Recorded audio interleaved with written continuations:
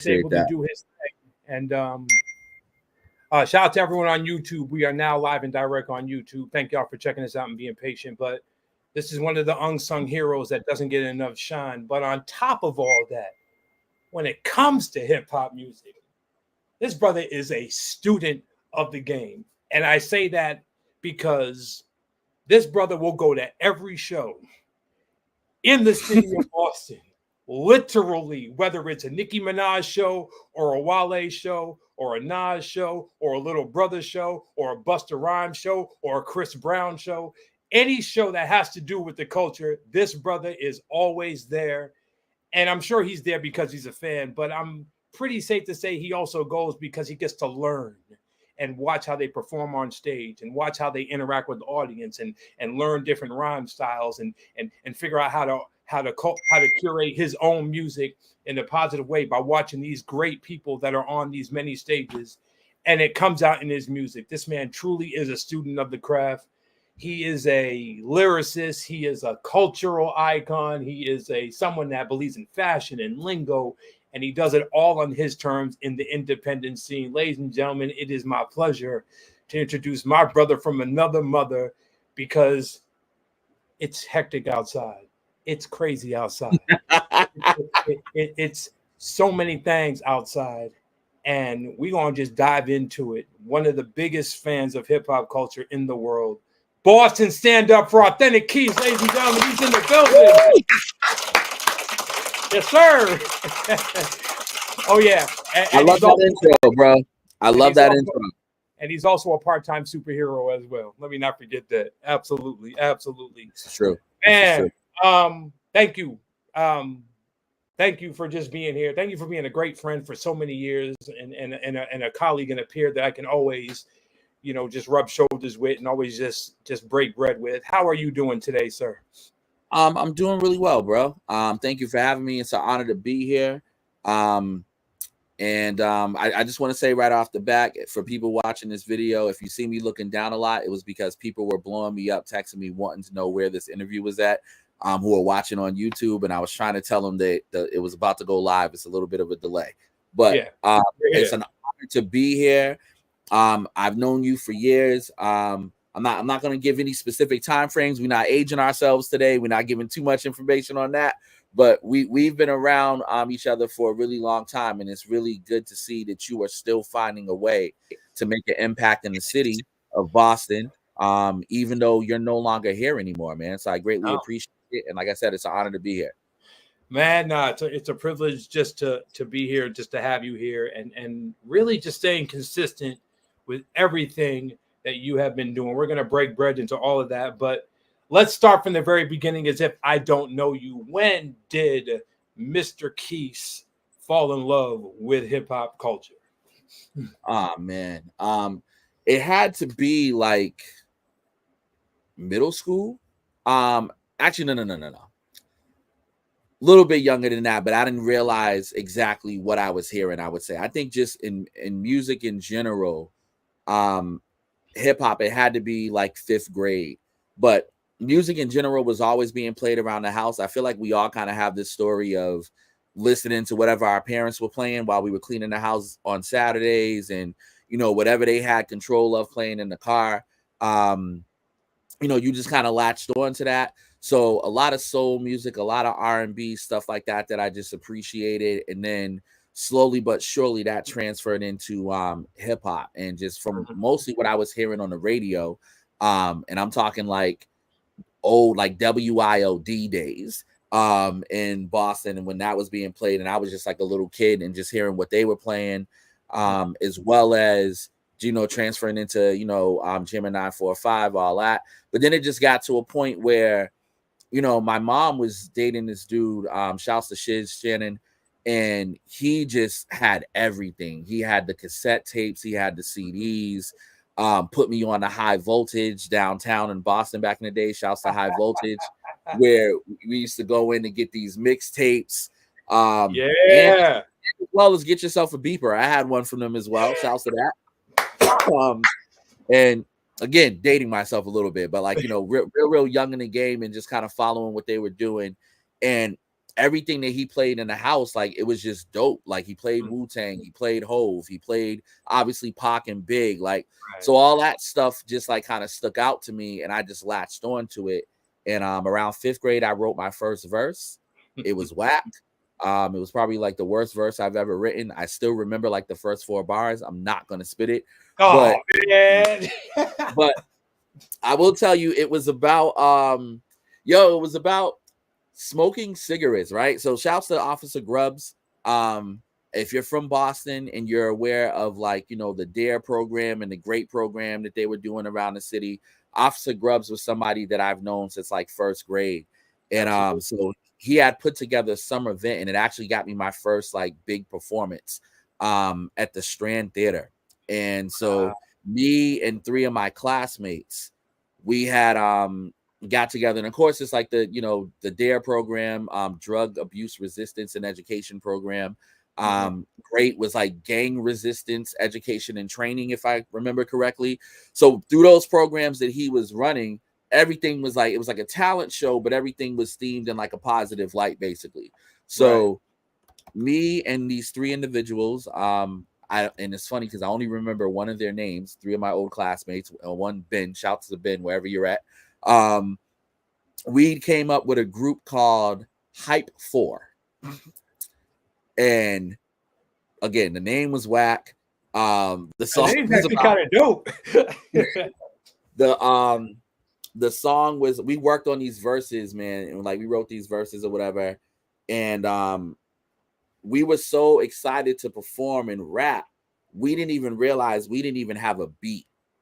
Wow. So we get to the Strand the day of, and they're asking for our music, and we're like, oh wait, we didn't even think of that. All the rehearsals, all the time, like rehearsing after school, no one thought, yo, you probably need a beat to rap on to do a song.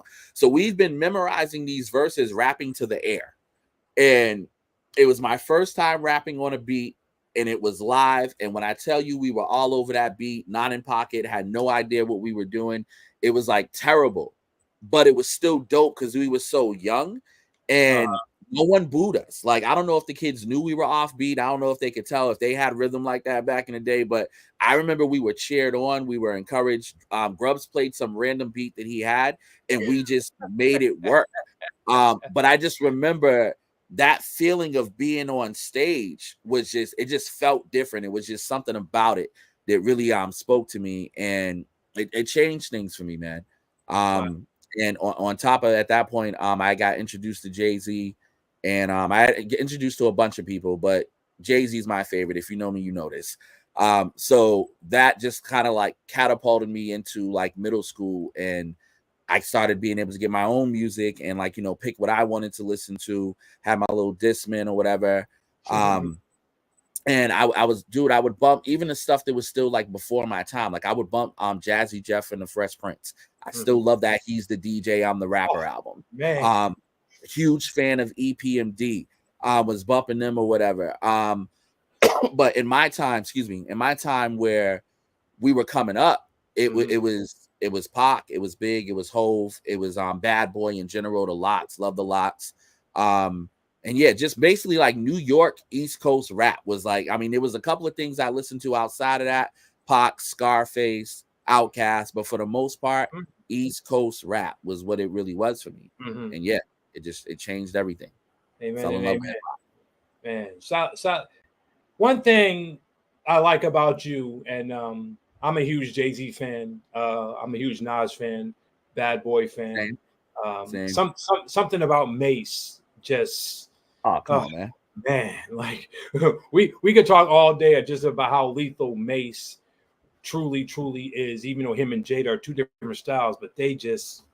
Yeah, it's just something refreshing about hearing content that has a purpose. Even if I don't relate to what they're talking about, you can tell it still has purpose, and it makes you move in whatever way it makes you move. And that's one thing I truly appreciate about you, is you're diverse and willing to listen to a Lox one day, and then a De La the next day, and then a Far Side the next day, and then a Tribe Called Quest, of Fugees and Outkast. There's not many people who are diverse in that to try to just listen to stuff that's outside of what they're normally used to listening to.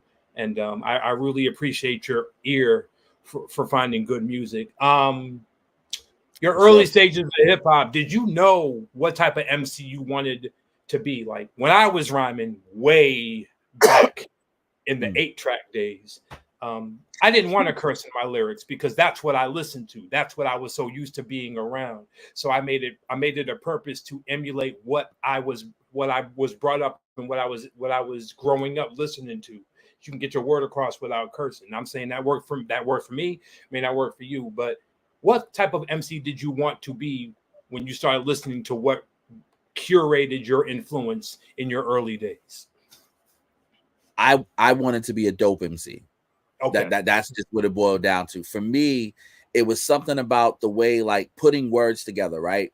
And being able to flip like certain lines and say certain things, get in certain pockets or whatever, but then not just have it just be like the straightforward, simple stuff. Like, I can appreciate that's kind of how hip hop started and everything. But shouts to Sugar Hill Gang and all that, and African Bombata and all that stuff from before with the beats and everything, and then starting to get the rappers to rhyme over those or whatever. Like, we know the history, right?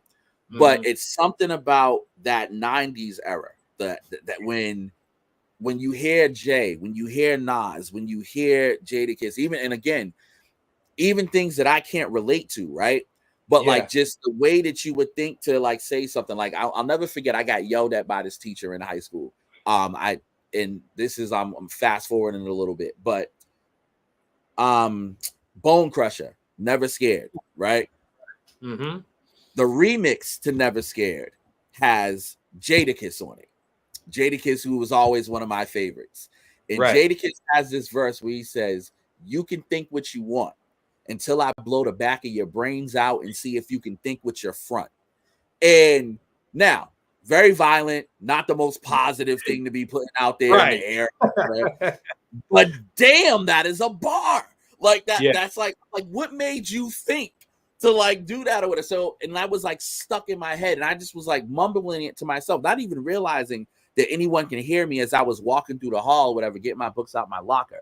And like this teacher, this tall, I wish I could remember his name. I never had him directly, but he was like just monitoring the halls or whatever. But he was like this tall black dude, and he like pulled me to the side and just started like rashing me, like, "Hey, that's the problem with y'all, this rap music," and like, just that typical old person thing or whatever, like just kind of like coming down on me with it. That's all y'all care about. So then I had to like give him some other bars that I knew from other artists. It was like, well, no, that's not the only thing that I listen to or whatever. Right. But I'm sure you watch gangster movies. I'm sure you watch love story. Like, I feel like there's just value in the storytelling of all that. So for the most part, I'm not going to say this is 100% true. I feel like 95% of me does not care about what you talk about, as long as you talk about it well.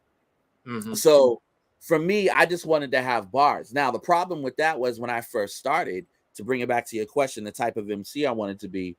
Yeah. I just only rapped about how good I was at rapping at first. So it was just like, yo, I'm nice. Like, whatever. Like whatever those bars were back in the day or whatever. And it wasn't saying shit. It was just saying that like, I was a dope rapper, but it wasn't like being dope actually, right? So we get teen empowerment. And teen empowerment comes in. Shouts to TE. Always have love for TE. For those who don't know, Teen Empowerment is a Boston organization, or I can't even say Boston anymore because Rochester, New York, Somerville, Massachusetts. Not to draw, I still keep in contact with them. I know they're expanding to other places soon as well. I'll let that be their announcement to ask, to say, but we're countrywide basically. So, but an organization that started in the south end of Boston, Lower Roxbury, where they hired youth to work on different issues that they were dealing with in their communities.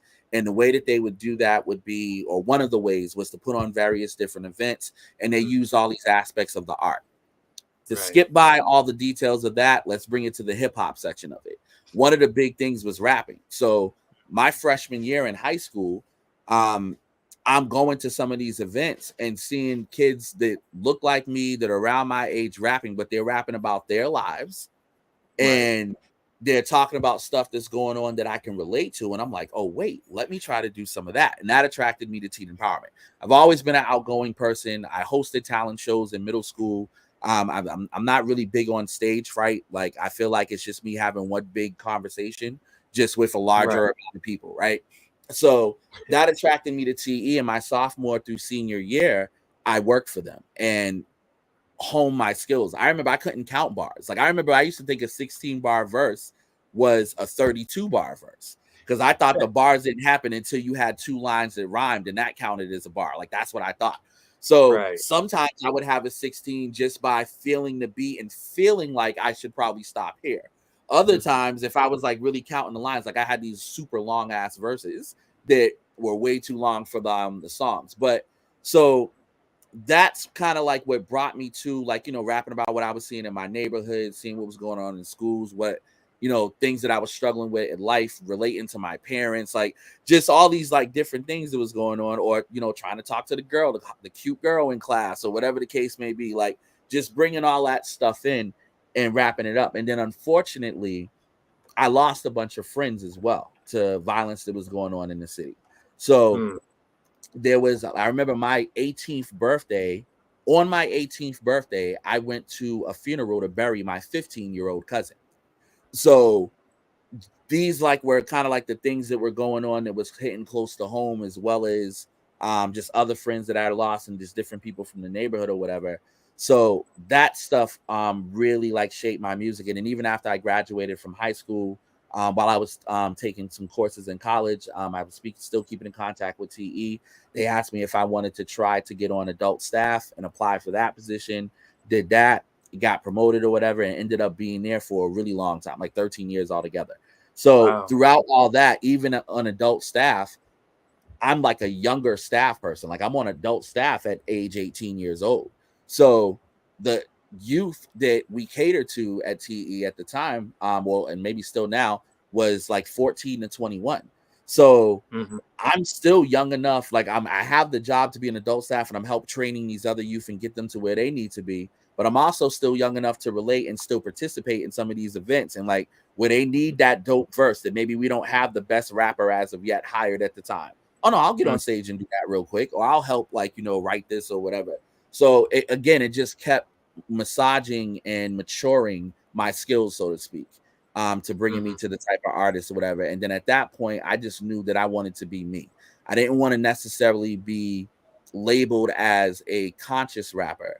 But like, dude, I've never been on the block selling drugs. I have friends who have. I have family members who have. I understand that. The perfect line.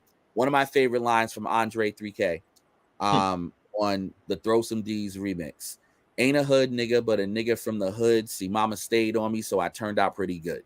And I feel like that summarizes my life. Like, I'm from the neighborhood. I'm from around the way. I'm not necessarily of it. I'm not like and actually, I don't mind saying a product of my environment. I am, because I think that our neighborhoods get bad reps at times, and they think that every type of product that comes out is negative, and that's not accurate.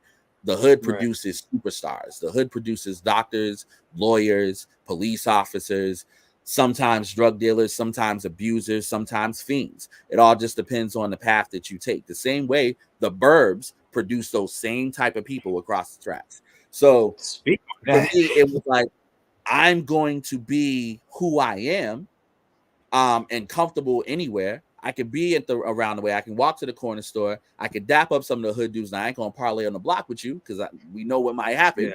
But a lot of them dudes I know. I got love for a lot of them dudes. So some of them dudes aren't here anymore. Some of them dudes changed their lives. Some of them other situations or whatever. But you do what you can. You relate to your people, and you speak your truth, and you go through. And I think that's why I've been able to kind of get along with everybody, because I've never tried to be something that I wasn't.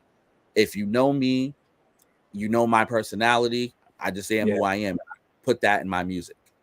Amen. Question, bro. Aside from music, real quick, with teen empowerment, when did you know that you were making an impact with teen empowerment just by being yourself? Oh, wait, take the music out of it and all that. Because I did City Year, and it took me about 7 months to realize the impact that I was making as a young African American person in a place where African Americans really aren't appreciated living in Boston. If you know, you know. When did you know that you were making an impact and a connection with the people that you were serving? I knew in high school, when I was a youth in the program, and I don't want to trigger anybody, or I don't know who's gonna see this or whatever. So I'm not gonna put names in some of these stories that I'm gonna tell. But there was someone from my high school that was murdered. Events where we did some events to address it, and I knew that I was making an impact when there were certain people that, outside of, if I wasn't in teen empowerment, I don't know that we necessarily would have crossed paths. Like I said, I can get along with many different people, or just about anybody really, but that doesn't mean that everybody's going to be receptive to talking to me, right? So there was just certain people where I was popular in high school. I wasn't like the most popular or whatever, but I feel like I was like medium to high popular. And I feel like there was just certain people that were like the cool kids, or like the bad kids that were like the rebels or whatever, the street dudes that wouldn't necessarily want to talk to me for whatever reason. But I feel like through TE and them kind of getting to see me speak in different events, and then me being cool with some of the other people who were street dudes who were also working at TE, building that bridge, when I was able to have conversations with them, and then, you know, if I said something that resonated with them, they was coming up to me and they were saying, they're like, yo, I appreciate what you said. Or, yo, I felt that, whether that was via a rap, just a speech that I gave, if we put on like a skit or a play, because I also was acting, any of that stuff, they were able to relate to, and they were talking about it. I can also say too, once I transitioned and got on to staff, there was a situation where a friend of mine, when we were like middle school age, had got robbed. And when he got robbed, me and my other boy went to go see about him. And when we went to go see about him, I don't know if it was like his older cousins, brothers, or whoever, but somebody, they saw us there and they thought we had something to do with the robbery. We were nowhere around when he got robbed. We were just like, I think I was definitely at my house. I don't know where my other boy was, but he called me to tell me. And we all lived in the same area of Roxbury. So we walked over to his house. And one of his older cousins, or whoever it was, they pulled guns on us basically and was questioning us. Wow. And stuck out to me because it was like, dog, we just came to visit, like, you know, whatever, like, you know. And then thank God he was there, whatever, and he heard the commotion. He came out. He's like, yo, those are my boys. They got nothing to do with it, whatever, blah, blah, blah. But, and I don't know what they were, I don't know if they was high. I don't know if they was angry, whatever. But definitely a moment where I was shook. But outside of that, I say that to say, years later, some of those same dudes, some of the youth that I was hiring was related to some of them same dudes. So when they were coming to events and they're like, oh, it's you. Yo, I like know you from back in the day, whatever. We having conversation, stuff's cool. Certain stuff's going on in the neighborhood. Whereas other people couldn't walk over and talk to them dudes and ask them to chill out in certain situations, I was able to. And that let me know about the impact too, at least the respect of, yo, even if you're gonna do this, can you not do this right now? I remember we had people, because again, we're working with a high-risk population, and the goal of TE is to bring the whole community together. So we're going to hire some of the good kids. We're going to hire some of the straight A students, some of the slackers, some of the high-risk ones, bring them together because they are a subset to represent this whole area. And then from there, they're going to bring in all of their population of people and hopefully bring everybody together. Like that was the goal, right? And I was seeing that happening where it's just like people who were never talking, they lived next door to each other or around the corner from each other. They were never speaking to each other before. They were starting to speak. I remember one of my youth had beef with some people. They found out where he worked. They came to the office and tried to, like, you know, do something to him. And I had to go out there and talk. Again, being a black man, being the man, because there's two supervisors to each site and they usually try to keep everything as balanced as possible. So my counterpart is a female. So we're not sending her out there. So I got to go out there and talk to these people like, yo, can you not try to kill my youth at the office, please? Can you not try to kill him at all, but at least not right here with all these other people? Dude, your little cousin was at our event the other day, yo. I got him some ice cream. Don't do that. Come on, have some respect. Like, but again, I work in the neighborhoods that I live in. So there's a level of conversation that I'm able to have that other people weren't able to have. Right. Amen. So that's when I knew about the impact in like situations like that. Amen, man. That kind of reminds me of Ice Cube in the last barbershop where they were having the 48-hour standoff, and the two shot callers in that neighborhood respected Cube enough to say, you know what, we're going to join this ceasefire simply because of you, Calvin. If it was anyone else, hell nah. So I understand what you mean by that. Yeah. And that really tells the testament of who you are as a person to get these shot callers that are out here. Be like, yeah, you know what? That man came at me in respect every single time. We're going to just look out for him only because of the situation that this is. If it wasn't for this situation, we probably would have acted a little different. So that truly means a lot. And that definitely provides the impact that you have made. And it definitely resonates. So I appreciate you for being that. Back on the music side of things, though. Thank you. Yeah.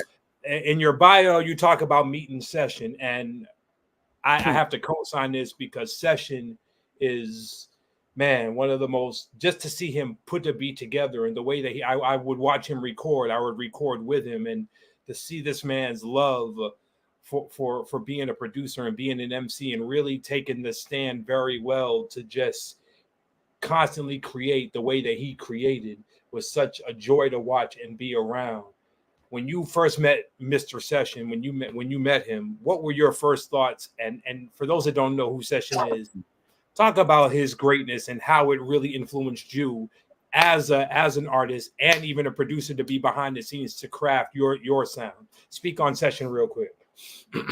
So Session, that's big bro right there. And there are not many men that I will say that's big bro about. There might be 3. And Session is somebody that I say that with pride and like forever, dude. Like Session's amazing, man. So I met Session again, I had to be like 16 years old and get via Teen Empowerment. He wasn't at the same site that I was at, but when we did our cross-site meetings and got everybody together, I met him. And first, I didn't really think much, just quiet. Session's the thing I love about Session is he's like a really good dude, and he's like very quiet until there's a microphone in front of him, until he's in the booth. And then it's like, had to take off the blazer, loosen up the tie, step inside the booth. Superman is alive. like basically like that. Like, and I just love that switch, right? But Session has just always been like just such a cool dude. And I remember one time I saw him freestyling around the office, and his freestyles were sounding like writtens. And that's what like really drew me into him or whatever, because at the time I wasn't really that good at freestyling.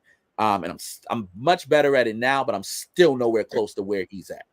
And he was just amazing. And he was starting to do like these battles or whatever. So I learned more about the hip hop scene in Boston outside of TE because of Session, because of stuff that he was participating in. And then I wanted to go and support him and then see what he was doing. So then this leads me to Critical Breakdown. And it wasn't just Session. I got like, shouts to Craig and other people or whatever who was putting that information out there. But like, I was going to see Session to like support him or whatever. And I'll never forget. I tell him all the time, I'm like, dude, he battled some dude at some venue or whatever. And he has these lines and they always stuck out to me. He said, "You are what you eat. I smell vagina when you speak."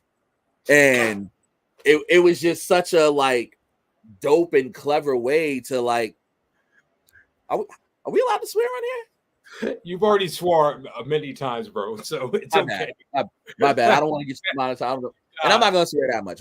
We have great vocabulary here. We don't always have to swear. But I have to say this because of that line.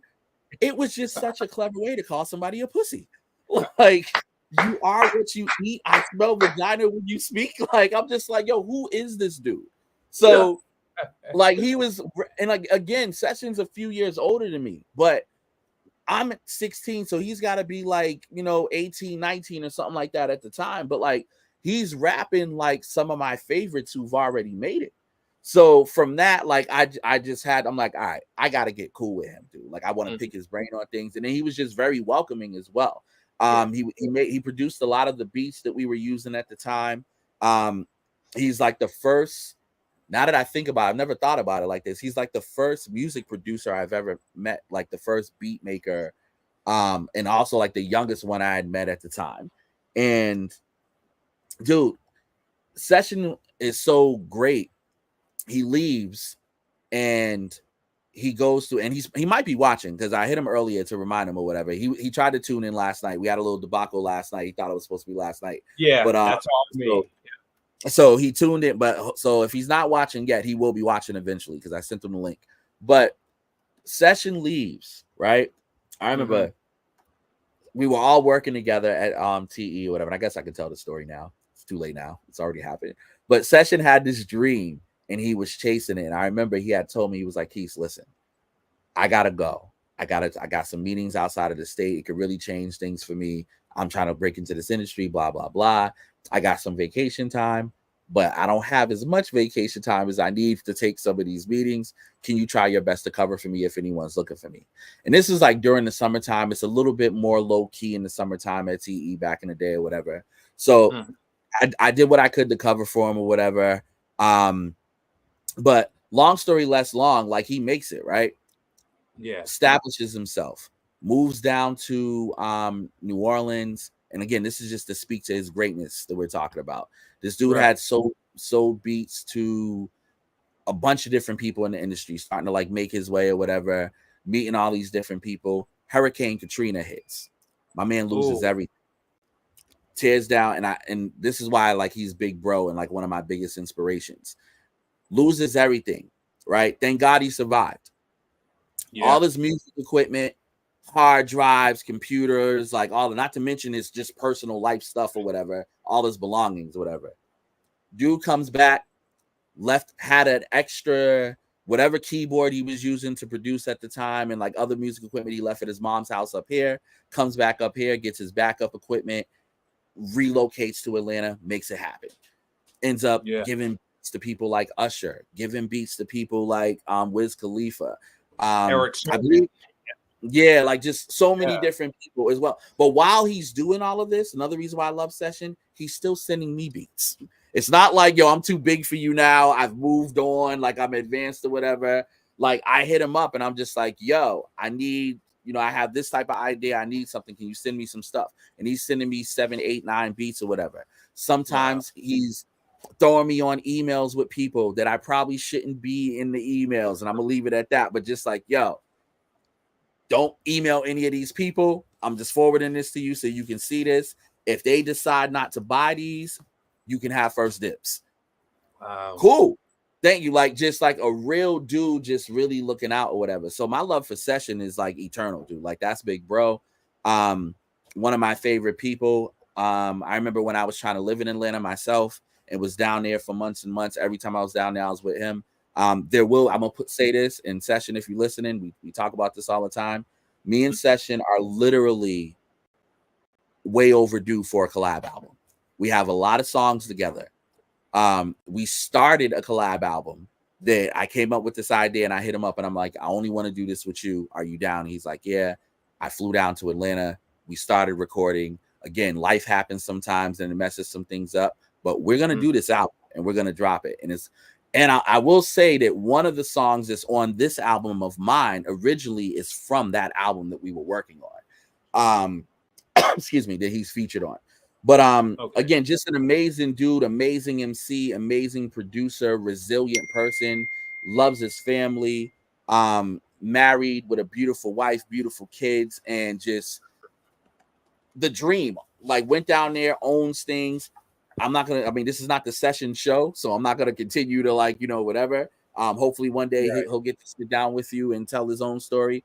But I will say just a couple of times, major obstacles, even after Hurricane Katrina, came for this dude and tried to knock him off. And he rebuilt each and every time and came back better and stronger.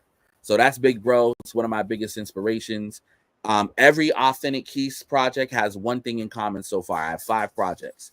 They all have a verse from Session, one way or another. Session don't rap as much as he usually do. So when I'm about ready for him, I usually hit him about 3 months from when I really need the verse, but start putting the pressure on him. Yo, I know you're busy. I know you're doing these other things. Because he's still doing amazing things. And I'm not putting his personal business out there, but he's doing amazing things outside of music. And so every now and then I got to pull him back into music or whatever. Like, yo, I need you to whatever. And he always shows up for me. So that's my bro. Love him to death. Shouts to him. Shouts to his family. His son's making beats now. So shouts to his son. Like, dude, just doing amazing things, yo.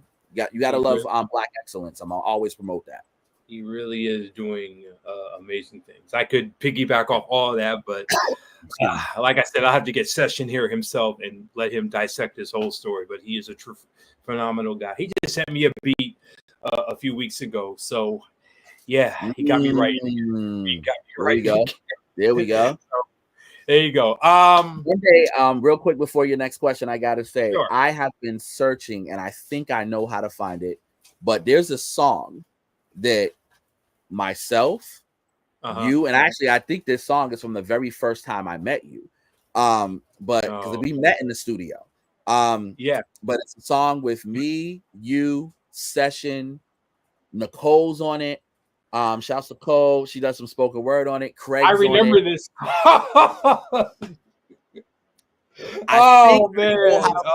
Song. And when I find it, it's in some older style equipment.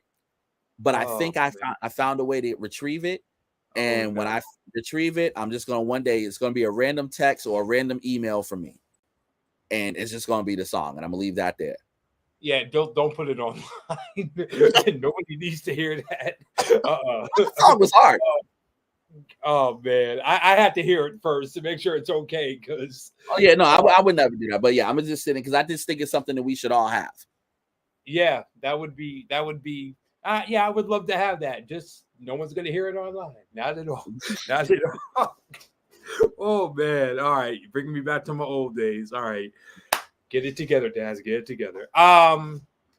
You mentioned Jay, Nas, Kanye as some of your top influences. And I already know why you mentioned those three names. I mean, lyrically, names speak for themselves. As business owners, the names speak for themselves.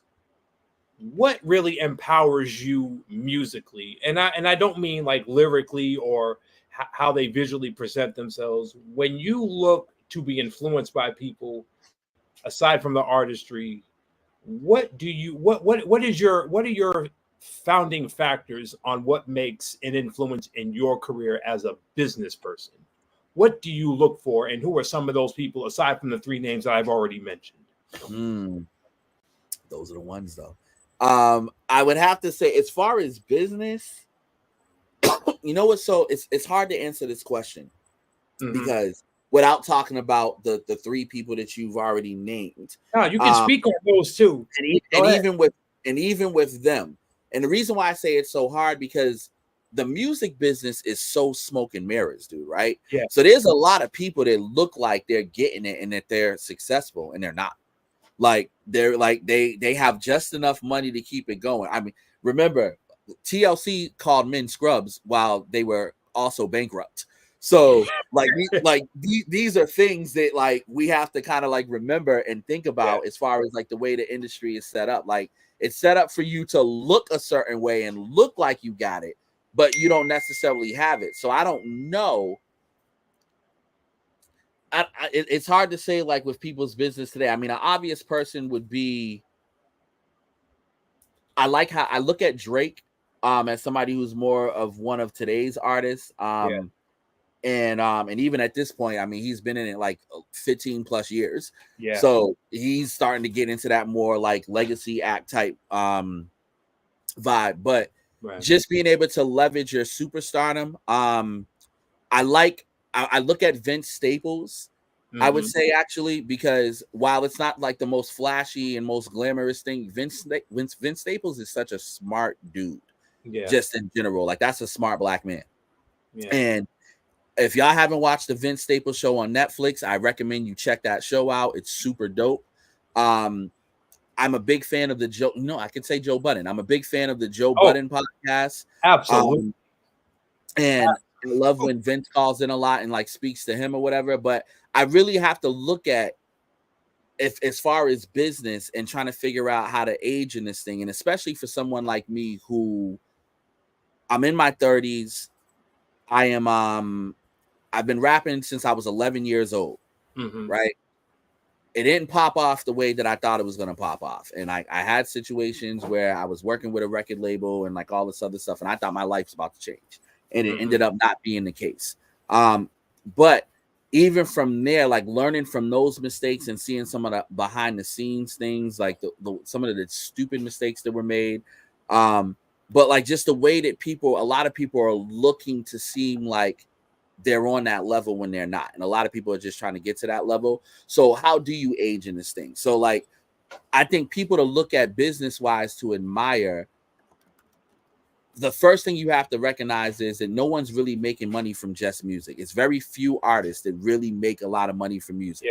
Yeah. It's the big three that, yeah, and that's with this beef that's been going on. That's another conversation. But we're gonna get into that too. We're gonna get into that too. Yep.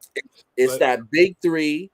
It's you look at, and like with streaming and all that other stuff, like you're talking about, like I was explaining to somebody the other day, they kind of pissed me off. I dropped the album. By the way, album out now. It's Weird Outside. We're gonna talk about that too. I dress like my album cover today. But with that being said, someone was like, damn, man, like it's your album's not on like a free site. And I was like, no, because it wasn't free to create. So no, I'm not putting it on a free site or whatever. Now it's bad enough I got to deal with how streams work, and I get like 0.1 stream is like point whatever of a percent or whatever of a cent of a cent, point something. Like if you don't have that major fan base, you're not making any money off of the music outside of people really buying it, right? So you have to figure out like, okay, how do I package this? How do I put this in a way where there can be some sort of return? Because I'm spending way more money than what I'm getting. And I love hip hop. I love what I do. I'll probably rap till I'm 80. Like I just, as long as I feel like I'm good enough to do it, I'm going to do it. So with that being said, because I have so much respect for my skill level and for the craft, I'm going to put money into what I'm trying to do, which means I need money to return on that on some level, right? So when people who just don't know and just want stuff for free, it's a little bit annoying, because it's like, dude, you have no idea and everybody says, oh, the blood, sweat, and tears that I had to put into this. But it's like, no, that's real shit. Like, you don't have no idea like what I had to sacrifice to put into this. My last album before this one, Heavy is the Head, I started making that. And in the middle of me making that, I lost my job. I was doing all this for my own jobs and my side hustles or whatever. And I lose my job during the pandemic. And now the album's put on hold for a little bit or whatever. And I still, while I'm doing my side hustles and, getting that money together, put that album out. Wasn't able to promote it the way I wanted to, wasn't able to do the next level stuff with it, but I at least wanted to get it done. But like, there's a lot of money and time. Studio time is not cheap. Say like, that again. Say that again. Dude, my time is not cheap. Like, anytime that I'm taking away from doing the stuff that's bringing in finances, that's still costing me to just sit down and pen a verse and figure out like, the flows and all that other stuff or whatever. So with that being said, the business aspect of it, to me, who I'm looking at is all the people who are not only doing business in music. I'm going to do music forever just because I love it. I've been doing it now without making any money. Now, in order to elevate and to kind of go to where my next level and where my goals are, I need to look at some other stuff behind the scenes. So I'm looking at how people are building up their fan base, building up their brands, and then doing these brand deals with all these other people. All the richest artists, none of them are just doing music anymore. Even people like we'll talk about Sweetie. Sweetie be doing McDonald's deals.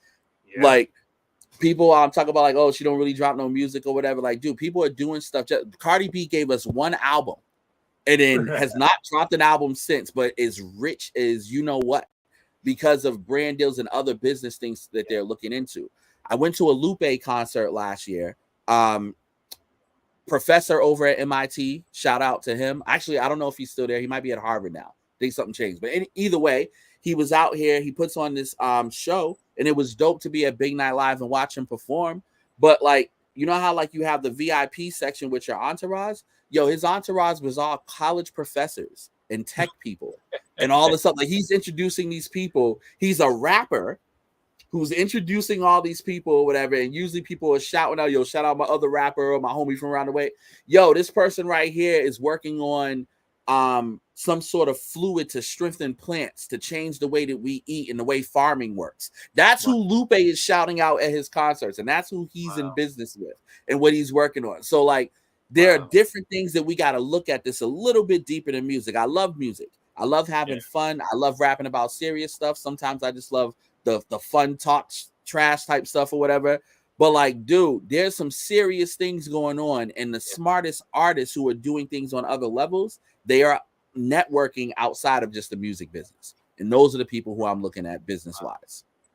Before we talk about the scene in Boston, last year we were in St. Louis and I met Ronnie DeVoe. Everyone knows who Ronnie DeVoe is. Big up to New Edition, probably Legend. the biggest group to come out of Boston. When I met Ronnie, his whole entourage was his real estate staff. No hood people, no music people, just his real estate staff was his entourage. And I'm like, wait a second. This is one of the biggest musical artists in the world. And his entourage is nothing but his real estate staff, his manager, his brokers, his people who go out and find the deals. And that was dope as heck. So it made me even more proud to talk to him about real estate because of who his entourage was. And Ronnie's from the hood. Orchard Park is the hood. We all know it. And that was just a true eye-opening experience for someone who's like, I only want these people around me because I don't live that life anymore, especially with a wife and kids. I can't. And I just respected that wholeheartedly, and it made me just love it. So I appreciate people who have a different entourage, no matter where they came from. Salute to that. Let's talk about Boston for a second. The scene in Boston has gotten its fair share of shade, hate. Many times I've heard Boston is so unoriginal. The artists sound like they come from New York, this, that, and the third. When I can name a bunch of Boston artists that are truly some of the most original voices in the world. Lift, Acrobatic, Edo G, Crumb Snatcher, Big Shug, just to name a few. Do you feel that Boston hip hop has finally gotten to a point where it can be appreciated? Do you feel we have some work to go? And if you feel we have some work to do to get to there, what will it take for the city to finally get the flowers that I think it already should have deserved 20 years ago? Where do you think we are as a city as far as the culture is concerned? I think Boston is in such like a much better position than what it was than like when I first started rapping, right? Okay. And what I will say is shouts to Bia, shouts to, and this isn't exactly Boston, but it's still Massachusetts. Joyner Lucas, and Michael Christmas, like all these different people or whatever, right? And I'm gonna save the name that I want to name for last because I was with Michael Christmas the other day as well. But last Saturday was Cousin Stiz. And I don't know how familiar you are with Cousin Stiz. Oh, I'm very familiar. I love him a lot. His last album was amazing. Absolutely. Yes. To bring things to give TE a little bit more shout out because TE just produces superstars. I hired Cousin Stiz personally as a youth organizer when he was like 18, 19 years old, a couple years after I got on staff, right? Mm-hmm. So that's how I met Stiz. And at the time, he was only writing spoken. He was writing like poems and spoken word or whatever. And I was one of the first people to tell him that he should rap, right? And it's funny because we were having this conversation the other day or whatever, and he was thanking me for it. And that's my bro. I love him to death, and I'm super proud of him. But to bring it full circle, I think about where he came from and knowing his background and his life story. And this dude last Saturday put on the first annual Commonwealth Fest, his own festival for the city in City Hall Plaza, and brought Smoke Dizza, brought Conductor to play some beats on stage live. Conductor lets just local MCs get up there and rap to some of his beats or whatever during his set, which is really dope. Still loyal to his people. So Michael Christmas is there, did a set.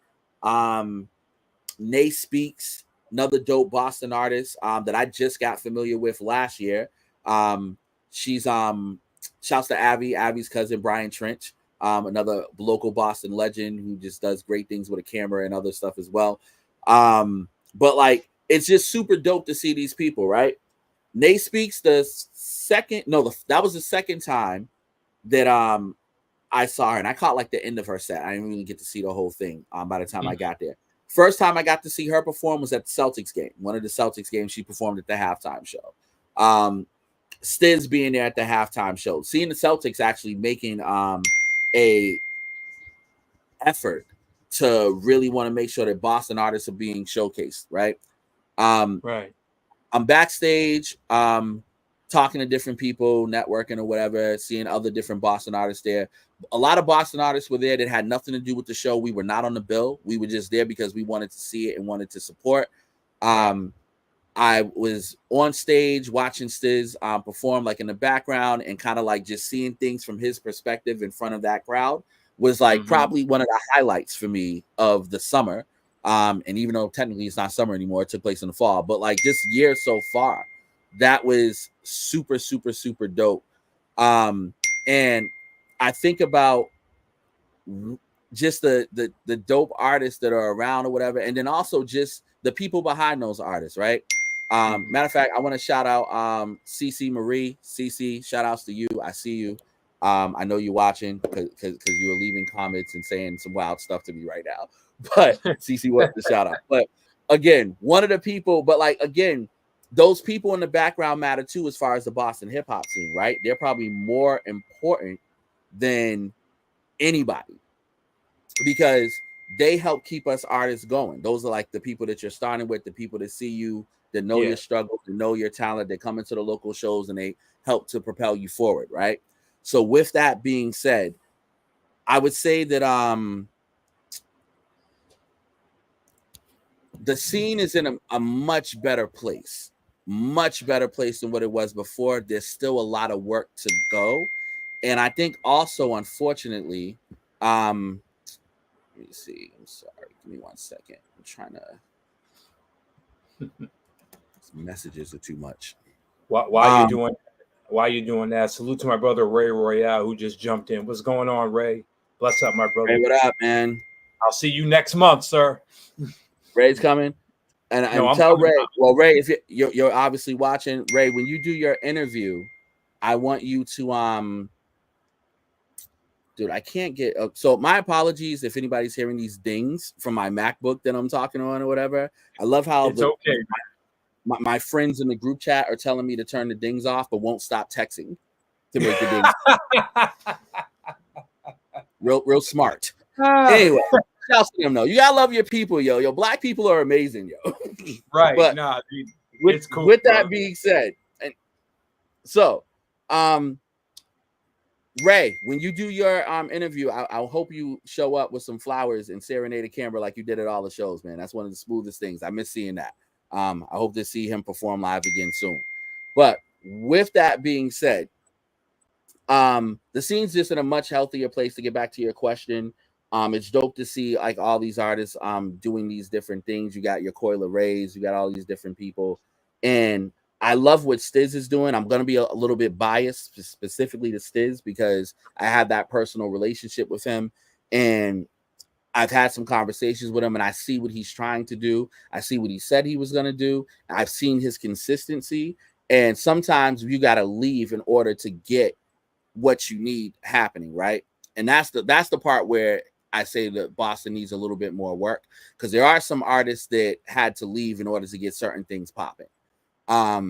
There are some people still, and I guess it's everywhere with every city. There's always going to be haters or whatever and people who have stuff to say. But I wish we just got to a point where we were a little bit more supportive.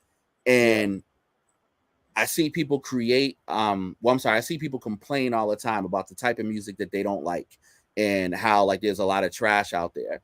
And my thing is, instead of using all that energy to promote all the stuff that you don't like, why not just put your energy into the stuff that you do like and promote some of those artists?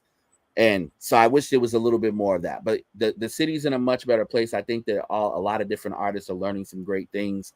And I'm just excited to see where it goes. Salute to everybody, man. Salutes to Dutch Rebel. Salutes to Avenue, like just all these different people that like we come across or whatever. And salute to some of the people that don't get the attention that they should be getting, and I hope they work harder to get that attention. Right. My man Tay Melody, he produced the majority of this album. He's an artist himself, doing some great things. Shouts to Lotus Bull, shouts to Shawnee, like all these just different people that are out there and making moves. And there's like a lot of great stuff that I'm looking forward to see them doing as well. And I also got to shout out Big Mike. He's also making some movement too. Also on that. Salute. I want to add Exit Fame. I want to add Yes. Umbra, Mo Pope. There's just so many great. Salute to my brother Maverick if he's out here tuned in. There's just so many great. Mav, man, Money Mav. Mav, bro. That's like he's not on the album. Like we not gonna shoot a video for this song. My bad, Mav. See, Mav, I covered you. Mav, I covered you. I got you. Thank you. Yes, absolutely. Blame it on my head, not my heart. Solid guy, definitely. Another solid guy. When you create, and I want to talk about your writing style and how you put together a track, because a lot of MCs write different. They already have the song written out. They already have it in their head. They're just waiting for the perfect beat to go with it. How does Mr. Quis write his stuff? Do you already have it in your head? Do you write it in the studio? What is your way to get a track done? Let's speak on that. Everyone's writing style is different. How is yours? Yes. So I'm gonna be honest with you. I never write in the studio unless I'm doing like a quick touch up, because time is money. And so when I'm in the studio, I need to already have all that figured out. Now, back a little earlier when I had access to a studio and was running a studio myself, it was a little bit easier for me to be able to just sit there, write, get my thoughts out, do whatever I needed to do, right? So that's not the case anymore. So with that being said, I feel like I think I just finally figured out how to stop these things. Give me one moment. It is all good. While he's doing that, shout out to my brother Ray Royale. For those that are here every Tuesday, Urban Heat 98.1. Check out the Ray Royale Experience. It is a very dope show that caters to R&B, but they definitely cater to other things as well. So salute my brother Ray Royale, the Ray Royale Experience, every Tuesday, 98.1 Urban Heat. Check it out. All right. Go ahead, Keys. What were you saying? Yeah. So, shoot, what was I saying? I forgot that fast. There should be no more dings. I just seen the do not disturb come up on the laptop. I forgot that I have it linked to my phone. What was your question again? I'm sorry. Your writing style, how you writing style, yes. So in the studio, I want to make sure that like it's strictly business and we getting straight to it, right? So with that being said, I write a lot. A lot of my ideas are in the car, right? So if I hear it depends on the beat, it could be different. I feel like I was actually answering this question last night with somebody else. If I hear a beat and it inspires something, sometimes like it just speaks to me and like automatically a hook will come or whatever the case may be. And I'm like jotting it down real quick. A lot of times I like to just ride in the car and let the beats play and let some stuff come to my mind. Sometimes something will happen and inspire something. Like if someone pisses me off or like there's a certain situation or whatever, like relationship wise, or just something that I'm dealing with in life or whatever, I'm just like, oh yeah, this deserves a verse. I have to bar it out in order to get it out my system to kind of feel better. So that's basically what I've been doing for the most part with as far as like writing styles. Yeah, that pretty much is just how it works. If I'm collabing, it's a little bit different because usually those, like if it's not a song where I'm thinking about like my album as a whole and how it's going to fit in and what the puzzle piece is. If I'm just at like, I'm at the studio with Tay Melody and he's playing some beats, we vibe or whatever. Sometimes it's clockwork. It's like real quick, he'll play something and I'm like, all right, especially if it's just me with somebody else. Cause then it's just like, depending on the context. All right, let's see what we're going to do here, whatever, with the energy's feeding off. Right. And it just makes it a little bit easier. So yeah, it just depends on the situation. It varies at times. So let's talk about It's Weird Outside. I want to say, and I told you this the other day when we talked, I was listening to the intro of this and I gave you, and what you said to me was, man, that's the biggest compliment I think I've ever gotten when I said, I can relate your intro to this record the same way Jay-Z's Ruler's Back intro was to the Blueprint and Stillmatic's intro was when Nas did it. That's what I compared it to, because both of those intros were so lyrically impactful that ended up becoming my favorite track on both of those albums. And that's what I compared your intro to. And I couldn't thought of a better way to set off this album. Why the title, It's Weird Outside? Again, I got to say thank you. I'm glad that you said this publicly and it's on a platform. It's recorded, so no one can say that I made this up. I didn't say it. I definitely said it. Yes, indeed. He put that intro in that conversation, and I greatly appreciate that. Because again, two of my faves. It's Weird Outside came to be because it's literally weird outside, dude. Like, I feel like, especially from the pandemic on, I was just noticing just a lot of weird behavior from different people, right? Some stuff that directly affected me because it was like personal relationships that I had going with people that didn't, whether those are friendships, not exactly relationships, maybe situationships or flings or whatever you want to call it or whatever, just talking to people, like just everybody just had so much baggage, right? And to not to like jump to the punch, but basically it's weird outside in general because a lot of people are weird inside and they don't know how to deal and process those emotions, right? And for some people, depending on our connection and what our relationship is, I'm down to help you process some of that.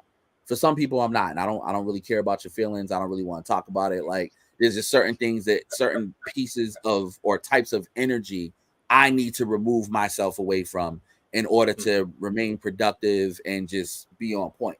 So I literally was having a conversation with somebody and we were like joking back and forth about some like dumb stuff that we were seeing going on. And I was like, dog, it's just weird out here. It's weird outside. It's like the weather report.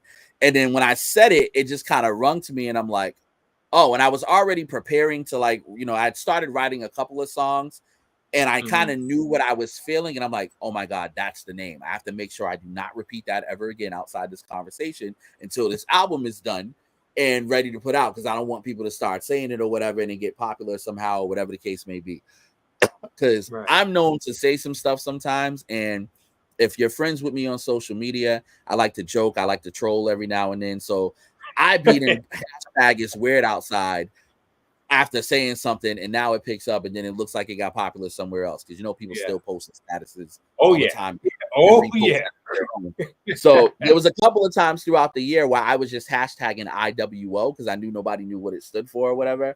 But yeah, man, like that was just the case or whatever. So the whole concept of It's Weird Outside is I haven't been outside in a while. I've been kind of keeping to myself. I kind of want to go back outside, but only with certain people and only for a certain amount of time or whatever. And then while I'm out there, I'm engaging with people, and some people are cool and some people are not.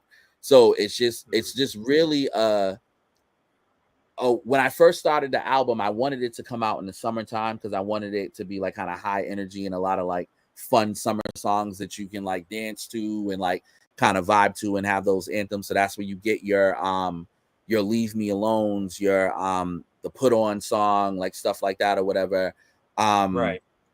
96 Payback, like that aggressive type energy, like outside type, like whatever. Unfortunately, things got pushed back and like, just stuff happens. It doesn't work out the way that you want. But then I'm like, well, dude, I'm saying it's weird outside. There is some spooky behavior going on from quite a few people. Drop it in October. It's okay. It's some months late, but drop it in October and it still kind of works for the vibe. So that's pretty much what it is. It's just like a collection of songs that either I'm saying in general, I don't want to deal with society. I don't want to deal with certain individuals. I don't want to deal with maybe friends that I had before that are no longer friends. And until you kind of like fix your energy, it's like a You Can't Sit With Us type album, basically. Gotcha. Okay. Makes sense. There is a lot of weird stuff going on outside, mainly in politics right now, since we are in an election year, but we won't really, I can only imagine your thought process on that. But before we get into that craziness, one of the tracks I also loved here was Mama Said. Pick up all of our up all of our mothers that do a great job in raising us, no matter how old we are, because we're still at a age where we can learn something from our mothers. Best believe that. Yes. How much of an influence was your mother on your life, not only as a young adult, but even as the person that you are today? And what did she feel about this song? Because I know you let her hear it before you put it out. And yeah, just Yeah, speak on the greatness of how dope your mother is and how positive an influence she was in your life. it's a great question. My mom is my everything, man. She is my heart. She is my energy, my reason for still doing certain things and watching the way I behave. Even like, I'm a representation of her. She's always tell me when I was younger, like, yo, listen, don't go outside acting crazy. They know you my son. So it was like, it's one of those things where, like, your mom is like your biggest supporter. She's your first cheerleader, right? And so there was just moments that song basically is one of my favorite songs or whatever, because I have other songs. Like I have a song called Lisa's Son that I did years ago that I'm talking about my mom, and it's kind of like dedicated to her and my nana or whatever. But it's funny, like I don't really talk so much about my mom. I use her as a vehicle to talk about me and to address some hate. And I just thought it was a cool way to do it, because it's like, you ever heard that term, like, oh, you have a face that only a mother could love, or whatever the case may be, right? And so no matter what, for the most part, if you're lucky and you have a good mom, your mom is going to love you when nobody else will. And there was some BS that was going on where there were certain people who were throwing shots and shade and hating on me for no apparent reason. I'm totally innocent in all this, I swear. But it was like weird stuff that was just going on or whatever. And I was just like, yo, and in some ways from people that I thought that it would never come from, right? So with that being said, if y'all heard that last thing, that's my mom. She's watching. She said, shout outs to my mom. I love you. But basically it was some weird things that were going on. I was like, yo, but at the end of the day, some people may change up. You may not talk to people. You may grow apart from certain people or whatever. But fuck y'all. My mom said I'm dope. Like, she'll love me forever, no matter what. And I just felt like it was just something that everybody could relate to. So I did the song. Like who can't relate? I hope that your mom told you were dope. I hope that she spoke life into you. I hope. And I think also another thing about the song too, for me, when you're younger, everybody believes in you. Everybody's so nice to you because you're a little kid, right? You get like such a bullshit version of the world where it's like everything is like daisies and roses or whatever. Like, oh, what do you want to be when you grow up? You want to be an astronaut? Oh, you can do whatever you want. And then the older you get, as you start to go through life, it's less of that, right? So you start to say, hey, I would like to be a basketball player. Well, it's very rare that people make it to the NBA. It's probably not going to happen. You should probably have a plan B. Like it's all these negative things. And not to say that that's not true and that's not accurate, but the older that you get, the less there is of that life being spoken into you, whether it's from your teachers, sometimes your parents, and they want what's best for you. They just want to make sure you're taking care of yourself. But the elders, I always say adults are trash. Like that's one of my favorite phrases or whatever. Like I feel like the way that we present to our kids and people around us and our loved ones, we're doing it in a way where we're trying to be supportive and because we want to protect them or whatever. But I do think that there's a little bit that as you grow up gets taken from you the more you go into life. And then one day it's just like, yo, I remember when I was told I could be an astronaut and I can travel to the moon. Now I'm applying for this promotion, or I'm not even a promotion. I'm applying for the job and they're telling me I'm overqualified or I don't have enough experience or whatever the case may be. So the mama said thing is kind of like just a reminder for you, no matter what the BS is, whether it's your literal mother, hopefully you have that person in your life. For me, it's my mom, it's my dad, it's my stepmom, it's my stepdad, it's my siblings, it's my close community, my tribe who speak life into me when I need it at the most. But I feel like a mother's love is something that almost everybody, if you're lucky, you should be able to identify with. And that's why I framed it in that way of Mama Said.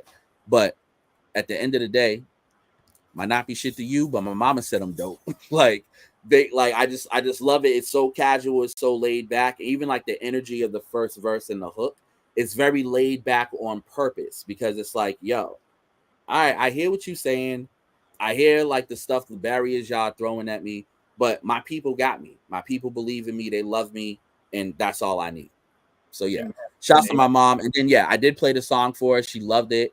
And then I played it for her because I was like, yo, I want you. This is the first time I've ever had her voice on an album. So at the very end of that song, it's a voice text that she sent me, telling me that she loves me. And then she says, fuck them haters, you're dope. And it's like one of my favorite things on the album. That is totally amazing. So what I'm going to do, right? Go ahead. What were you saying? No, I'm just saying, shouts to moms everywhere. Amen. My mom, but all the moms out there. Shout out to all the mothers that are out here. I think we got a comment. Oh, everyone's saying you are dope. Shout out to everyone that's tuned in. Shout out to Lisa. Shout out to Ray. Shout out to Ming. Shout out to Sierra. I know Tay's chilling in the cut. What's up, Tay? I want to make sure I didn't forget nobody. Salute. Let's see what else we got here. Shout out to Easy Street Productions. I know who that is. Shout out to shout out. Go Easy ahead, Drew. I'm sorry, you brought it up, and I gotta say it, right, because you don't get my vocal, that's my guy. You don't get my vocals sounding crisp. You don't get the levels right. You don't get like the mix of the track and all that without Drew and Easy Street Productions. I've been working with him since 2016, I think now. Nice. And it's like one of the greatest decisions I've ever made in my life. Bless up, man. Shout out to DJ Drew. I'm gonna see you next month, Drew. Let's definitely catch up. Shout out to Anthony. Shout out to Emmanuel. And if there's anyone else I forgot, thank you for checking us out. Thank you for tuning us in. It's been a wonderful blessing. Let's talk about let's just talk about the narrative of the album, and then we're gonna get into a very special segment. A few more questions, then we're gonna wrap things up. The narrative of It's Weird Outside, in your words, is what? The narrative of It's Weird Outside is that there's a lot of stuff going on that you may not want to be a part of, whether it's the haters, whether it's the toxic relationship, whether it's your fake friends.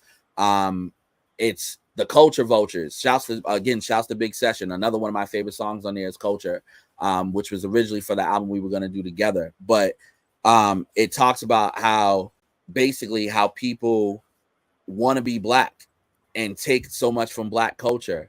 But when it's really time to be Black, that's when they disown us and they run away from that or whatever. Like, it speaks to the narrative is just everything that I see in all aspects of my life, whether it's the personal relationship, the weird thing with the friends, the societal issues, the weirdness that I find that of the lack of respect for life and value for life, all these different things or whatever. Like, anything that you can possibly think about is on this album. But I wanted to do it in a way where it didn't sound like I was preaching or it didn't sound boring. Like, I wanted to like talk my shit, give some information, but do it with anthems, like stuff that you want to listen to, not stuff that's hard to listen to, that's a little bit more difficult. And it just sounds like you're preaching and all that other stuff and on your soapbox. So it's a way for me to just say I'm above all of that, but also anthems for other people that I believe they're also above all that and something you can ride out to. Amen and amen and amen. Shout out to Session and, of course, Maverick, who was on the album. Yes. But you want to shout out to other people that are part of the album and the producers? Come on, let's give flowers, bro. Let's give flowers. The producers are going to be real easy to do because there's only 3 producers on this album. There's 23 songs on this album.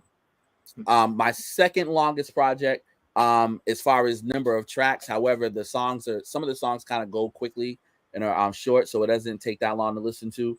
But I'll go. Shouts to DJ Cam the Protege. Okay. He's out in Seattle. Shouts to Telly or Chantel, Miss Tell, however she want to say it or whatever. But she's on Head in the Stars. DJ Cam the Protege is her man. And he produced that. I've never met this dude in person. I think we spoke over the phone once and like maybe like FaceTime, but she sent that. She was coming to visit. She's originally from out here. And he sent her on her trip out here with a beat pack. And I went through all these beats and there was some dope ones on there. I wrote to a few of those, but the one that had to make this album was that Head in the Stars joint. So I want to shout him out. I want to shout out Big Session, of course. He produced 2 of the songs on here. Again, that's Wanna Fly, which was also supposed to be on our album together. And then another one that he produced that I wrote like almost a decade ago, and I just never really put it out. And that's Coming Down Slow. And then so those are produced by him. And then the other 20 tracks of the 23 are produced by Tay Melody of Spliff Beats. And I want to say that Tay Melody is somebody that we've become really close, and he's like a brother. But I've only known him like a little over 2 years. Like he's like a newer friend to the life. But I met him through a mutual friend of ours, and she connected us, and we have just clicked just like that. And me and him have some other stuff in the works too. I've been featured on a bunch of his projects, and he's a machine. He just sits in his room all day and he makes beats, he makes songs, he records them, and he puts them out. He probably put out like 5 albums during the time I was working on this one. So shouts to him.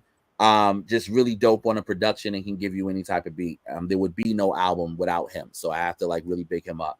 And then as far as my features, again, I already talked about Tell. Shouts to Shawnee and her gorgeous singing voice. There's a lot more that she contributes to this album throughout that I don't even give her like written credits for. Like the girl who's saying this beat deserves Hennessy, that's her. But she's also singing on Damn. She's also singing on Coming Down Slow. Shouts to Sassy. Sassy added some vocals on Damn as well. Shouts to Big Mike. He's on Put It On My Soul. It's our first time collaborating. Someone that I kind of knew of for a while. I've been really close with his family for years. His family is like my family, and that's what brought us close. And he's just a phenomenal artist. I can't wait to do more stuff with him. Definitely somebody that you want to make sure your pins together if you're going to put him on a track. Amen. And I feel, who am I missing? Don't forget him again. Mav. There you go. You know what's crazy? Mav was the first feature that like I think recorded his part on this album. That's probably why. Like I've had that song probably the longest. But shouts to Mav. He's on Leave Me Alone, which is also known as Antisocial Part 2. Love the fact me and Mav have 2 songs together. One was on like a project. It's a new edition sample for Sorry that we did. That was supposed to be for his project, and I don't know whatever happened why we didn't. I don't know if we couldn't get stuff cleared or whatever it was. I threw it on a mixtape, low key. But that was like towards the beginning when we first met, and we have no other songs. It's been like over a decade I've known this dude. So that was like our first collaboration in years. So I was super excited to get that from him. Love him. Shouts to Mav. And congratulations again on the addition to your family. He is a new father. So shouts to him. Lotus Bull. Shouts to her, my artist. I love her. Lotus got some stuff, man. Me and Lotus have a great song she will not let me release for some reason. So I'm gonna publicly say it. So maybe it'll put some peer pressure on her. But she is amazing as well. And the best music that we have together hasn't even been released yet. But shouts to her as well. And I think that's everybody. There's also some people supposed to be on this album that wasn't, so they're just going to be on some remixes. And the next project, I was writing two to three albums simultaneously, believe it or not. So I want to shout out my brother, DJ Element, aka Bantu Ellie, and just my brother. I love him. I can't wait to link up with him and have another track with him. And yeah, just some other people. It's too many people to name, but a lot of the people, I want to just really say again, the people in the background who don't necessarily have vocals on the album, but they really helped make this album happen. Yazzie, I gotta shout Yasmin out. Yasmin is someone who was a sounding board for me that I would just send music to just to get her opinion on every now and then. Same thing for Vanessa. I would send her some stuff. Shout outs to Vanessa. I believe she's in the audience as well. Probably not logged in because she's private, but I know she's listening. I gotta say the same things to Jamaica May. Thank you. She was somebody who was a sounding board. I tell people all the time, women are like the tastemakers for a lot of the stuff that we do, and you really can't lose when you got some good women around you, which is why I keep so many beautiful inside and out queens around me, because they are very helpful in various different ways and support. So with that being said, definitely got to shout out Taylor Nay. Tay probably has heard this album almost as much as I've heard it. And is probably sick of it because we spend a lot of time together. She comes to like a lot of the studio sessions.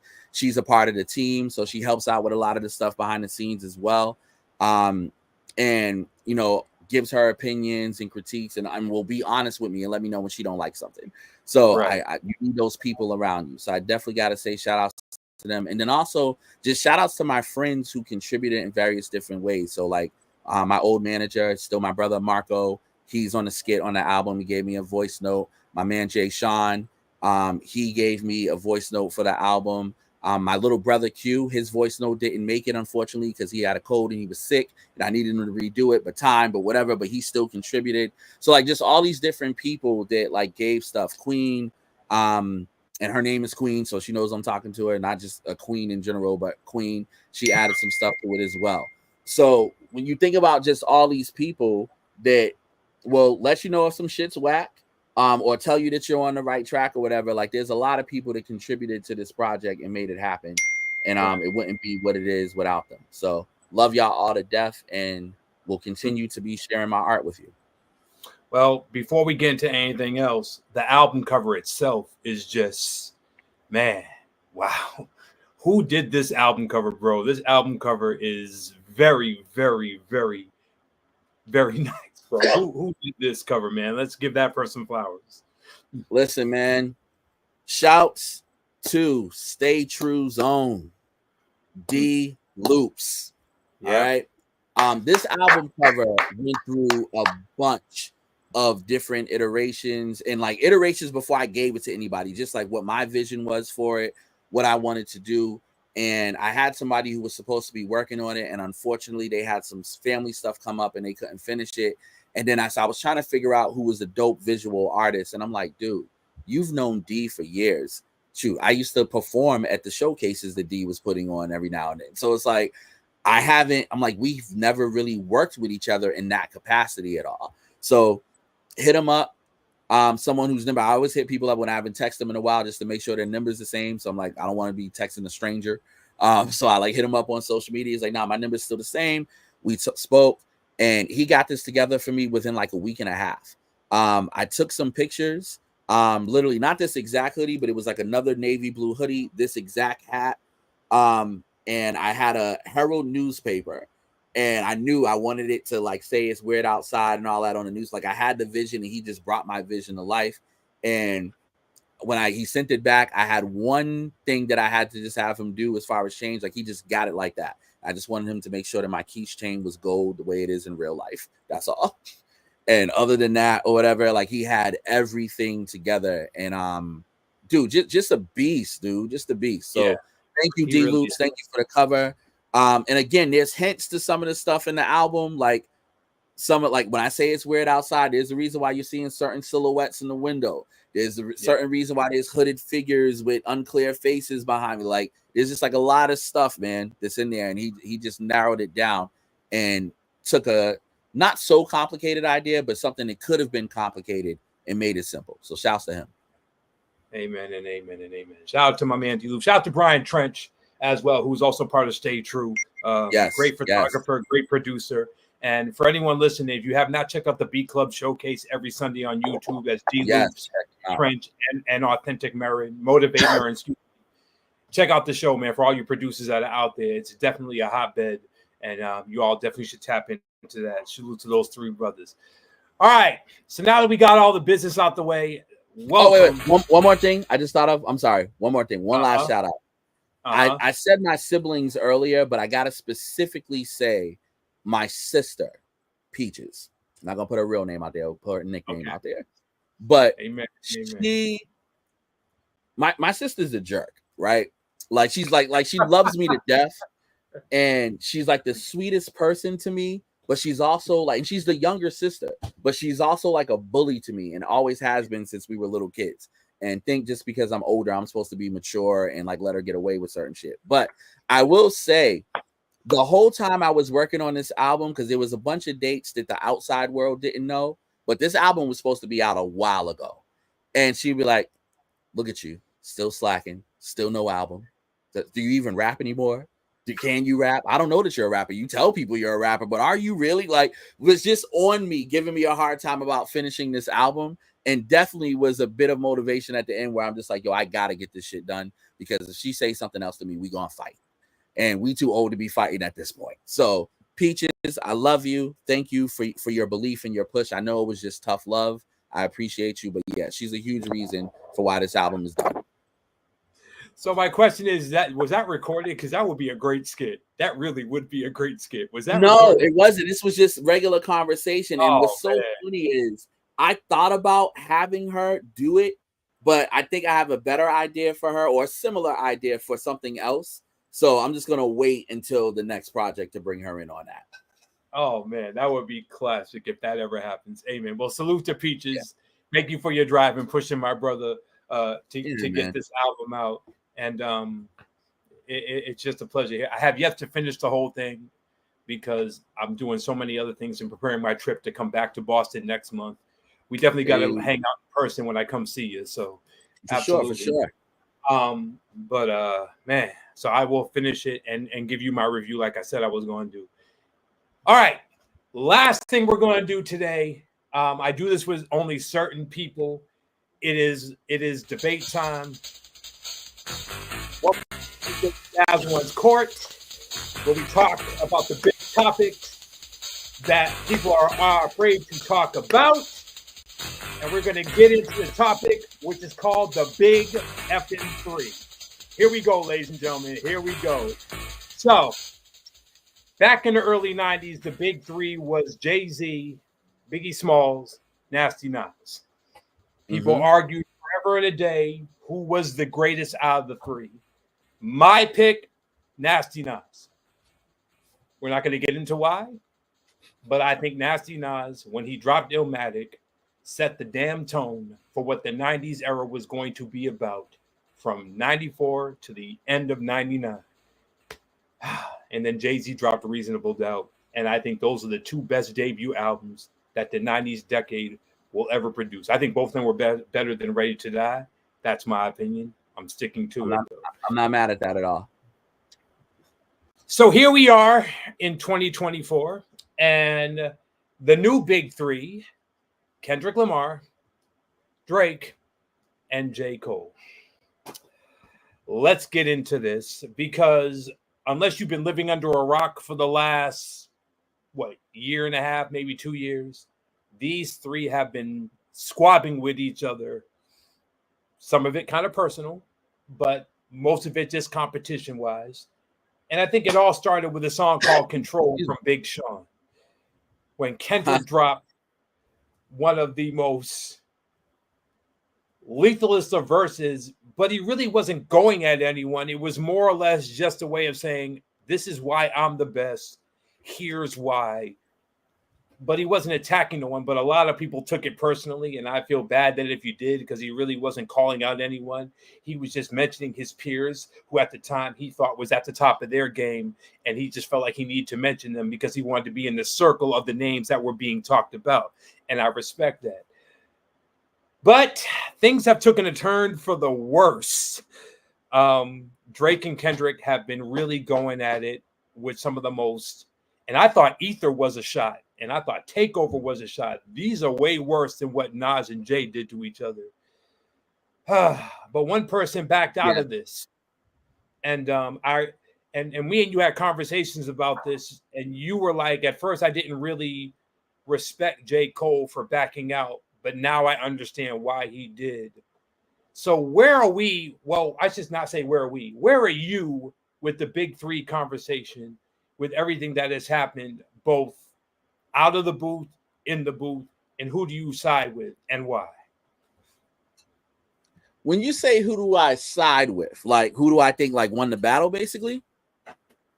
I won't even say side with in that sense, but because you talked about not understanding J. Cole's position to drop out, but now you respect J. Cole's decision to drop out and why. So you could be on his side for that. I already know you went with Kendrick. Kendrick slaughtered Drake to the dang fullest. But where do you stand with each of the artists respectively and collectively? Okay. So here's what I'll do here. We'll Okay. start with Cole, and I'm gonna work my way up to them in numbers. So we'll start with Okay. number 3 of the big 3 because he can't be any other place but 3, and that's J. Right. Cole. Okay. Because he backed out. When this whole thing first started, I thought at the time that J. Cole was rapping better than both those other gentlemen. Okay. And I just had so much faith. I'm like, yo, Cole's about to, and Cole's not my favorite of those 3, by the way. But I just thought, as an MC and as someone who's going to be unbiased, I thought that he was rapping better at the time than what Drake and Kendrick Lamar was doing. Kendrick was barely rapping. So when he dropped the first song, you was all in. No, I wasn't all in. Okay. But before then, I thought that he was going to give me a little bit. I liked the first song. I felt like it was like a tap, and I don't know if he was still trying to feel his way out. And then again, what we were all saying, yo, it don't sound like he has his full heart in it, right? And we ended up being right because he didn't. The song wasn't a bad song, but compared to like his Benny the Butcher verse on John P. Caddy and even his verse on the Yachty joint, like all these feature verses that he had been murdering for the past few years, I'm like, okay, he's rapping at a higher level than what they are right now. I understand why he backed out. Okay. I can respect him feeling the way that he felt. But the fact that he got in and he threw that first punch and then backed out, I would have liked it better if he said nothing at all. If he would have never dropped 6 Minute Drill or whatever, and then just didn't participate, then fine, it's a little bit better. But the fact that you jumped in and then you backed out, I understand it, but I don't agree with it. So I don't side with that as far as from the traditionalist in me, as far as the traditional side of me, because I don't think I'm totally a traditionalist in hip hop, but in certain aspects of hip hop and battling and all of that, he shouldn't have backed out. Now, ask me in a couple of years, I may feel differently. I think the thing about Cole is he raps so freaking well. Like even that Port Antonio song he dropped the other day, like I had just finished listening to that right before me and you spoke, and that's why I was like, damn. I might feel a little bit like whatever, but sitting with it a couple of days, no, he just raps incredibly well. And just because you rap well doesn't mean that you're going to get me to be blinded to the bullshit that you pulled. Because that's not the way that you should have handled that. So I still want to hear him rap. I still want to hear what the fall off sounds like. I think he's dope. He's still one of my faves. But no, you can never be the number one. And I don't want to hear you talking about I would have won the battle, but I decided whatever he said. Oh, I didn't lose the battle. I wouldn't have lost the battle, dog. I would have lost a friend. Dope line, but not a dope line. Because no, dude, like you backed out. So I don't want to hear that. So before you continue on, so let me ask you this, because I asked you this question the other day. J. Cole is a very, very private person. Drake is like always out in the public, always showing himself. Makes it real easy to write about Drake. Drake Cole is not that guy. Do you think Kendrick's responses to J. Cole, if he had kept going, would have hurt J. Cole in a way where he's just like, all right, I'm done, I'm not coming back? Or would it have been harder for Kendrick to write because J. Cole doesn't put himself out there to give you ammunition to write about? What do you think? I think the same can be said about Kendrick. And that's why I would have really have liked to have seen what J. Cole was going to do. Like out of everybody in this battle, while Kendrick has never really been battle tested like that, he has those aggressive verses where like you can kind of imagine what he would do in a battle. J. Cole, you can imagine it too, but J. Cole's still a little bit more soft-spoken, a little bit more peaceful and chill, like, whatever. So I was really curious with his aggression in his latest verses on this feature run he was on what he would do. So I think that problem would cancel each other out. I also think that J. Cole and Kendrick have a relationship behind the scenes, the same way J. Cole had a relationship with Drake behind the scenes, right? So there may have been more that they knew about each other. And maybe that's why he also backed out, because in order for me to do this with the way that they're going, I may have to say something. Because even in that 6 Minute Drill song or 7 Minute Drill, whatever it was, he was saying that, like he ain't who he say he is and all this other stuff or whatever, like hinting at like he knew some stuff or whatever. Now, Yeah. Drake would go all the way with that in his battle bars or whatever. But yeah. Yeah. So what I think is I think that would have canceled each other out. I don't know Right. that it would have made it as hard because they're both kind of low key for that matter. We don't know that much about J. Cole's life either. Right. Nor do we know about Kendrick like that. I mean, we know a little bit more maybe, but yeah, we don't really know.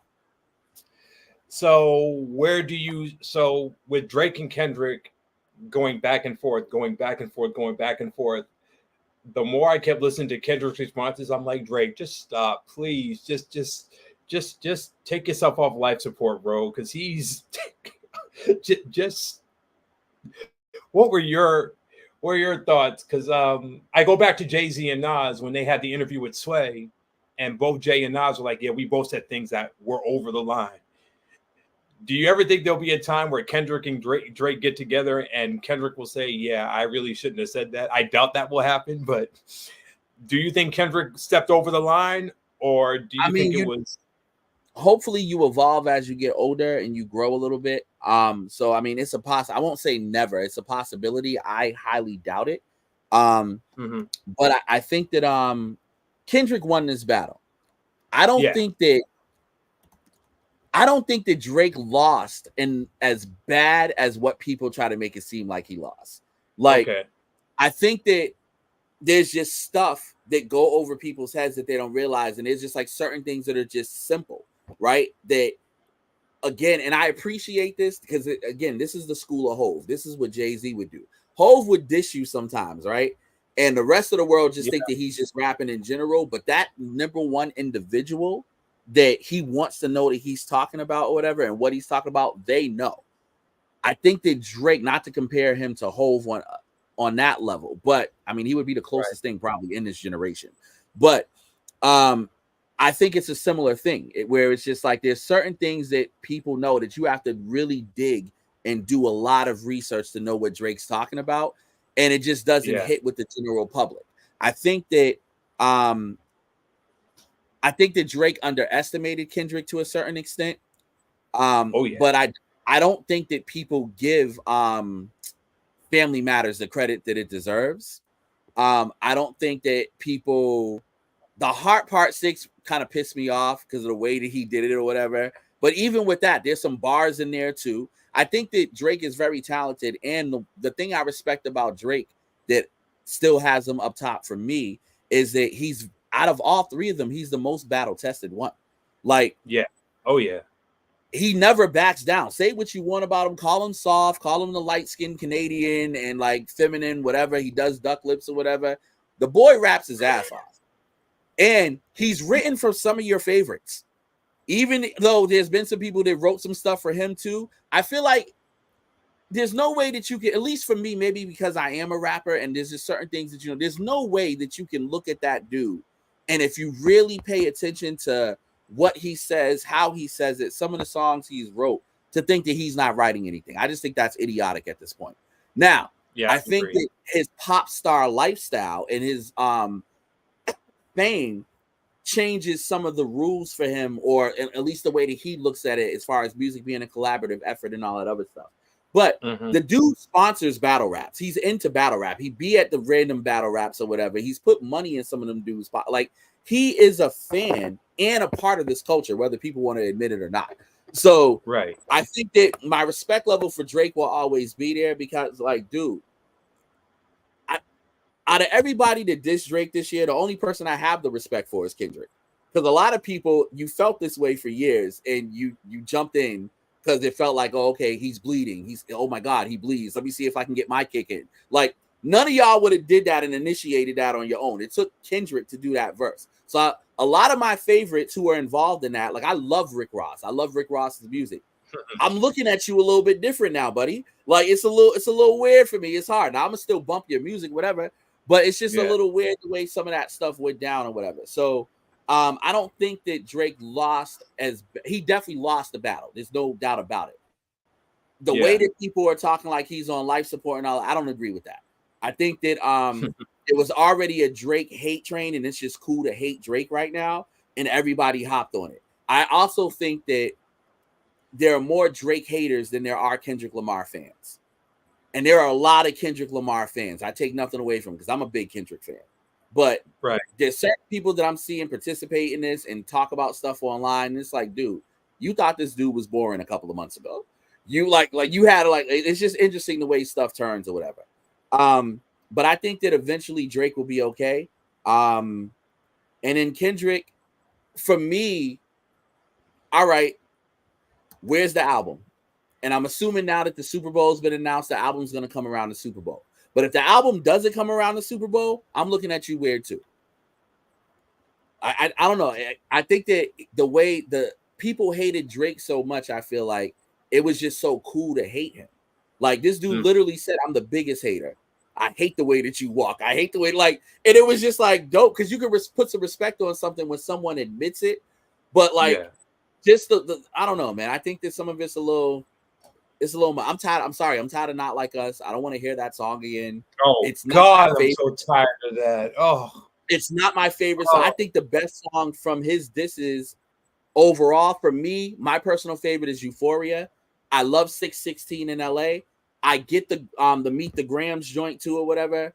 It was cool at first to Not Like Us. I remember all this, mind you, all this shit happened on my birthday weekend. I was trying to celebrate my birthday and these dudes was dissing each other that whole weekend or whatever. So I'm listening to stuff. So I get it, but at a certain point, it's like I feel like it's overplayed, man. So I want to see how people bounce back. Like people said that Hove was over from Ether as well, and people swore that Hove was never going to be able to come back from that. And then he signed Nas and put him on the payroll, and they squashed that beef and all that other stuff or whatever. And I think that when you really go back and listen. Personally, I think Hove has the better diss songs in that Hove Nas battle. I rock with Ether, but there's something to me where there's a little bit more in fact. And I also think it's crazy, like this whole pedophile rant thing that's going on. And this is how I know people don't really care about the safety of women. And they just care about what sounds funny. Because there was people talking about that Kendrick Lamar rumor about him beating on his wife, and I don't know if it's true or not, allegedly, whatever. I hope it's not true. And actually, I think they both lied, really. But it's just who made their lie sound cooler, basically. And for some people, who are hopping on their high horses, oh no, we need to take him down. He's a predator and all this other stuff. You can tell when some people are just trolling, and then you can just tell this conspiracy theory people who really believe some of that stuff and the extra stuff that they go on. And I just find it weird where, where's the person who's nah, F both them niggas. You beat women and you touch little girls. If that's what you really believe or whatever, where's that energy? I just don't like all that. So the extra stuff beyond it or whatever, I do think that there's some stuff that crossed the line. Prove that you rap better than me. Don't call me a pedophile just because, whatever. Now, I'm not saying, Kendrick did what he was supposed to do. And I'm conflicted in this because, again, I get it. You do what you need to do to win the battle. But at this point, I'm just tired of it. It's just all right, I'm over it. It happened. He won. Great. I hope that Kendrick gives me an album that's closer to Damn or Good Kid, Mad City than Mr. Morale and the Big Steppers. And I hope Drake gives me some great music too. And I hope Cole gives me some great music. But I don't know. We get it. Kendrick's number one right now. But again, that spot can switch. It's always up for grabs. Yeah. It will depend on the next albums that they drop because going back to Jay and Nas, they dropped Takeover and Ether. Love them both. As a fan of this whole battle game, love them both. But it produced two of the best albums that both of them will ever create. Blueprint, Stillmatic.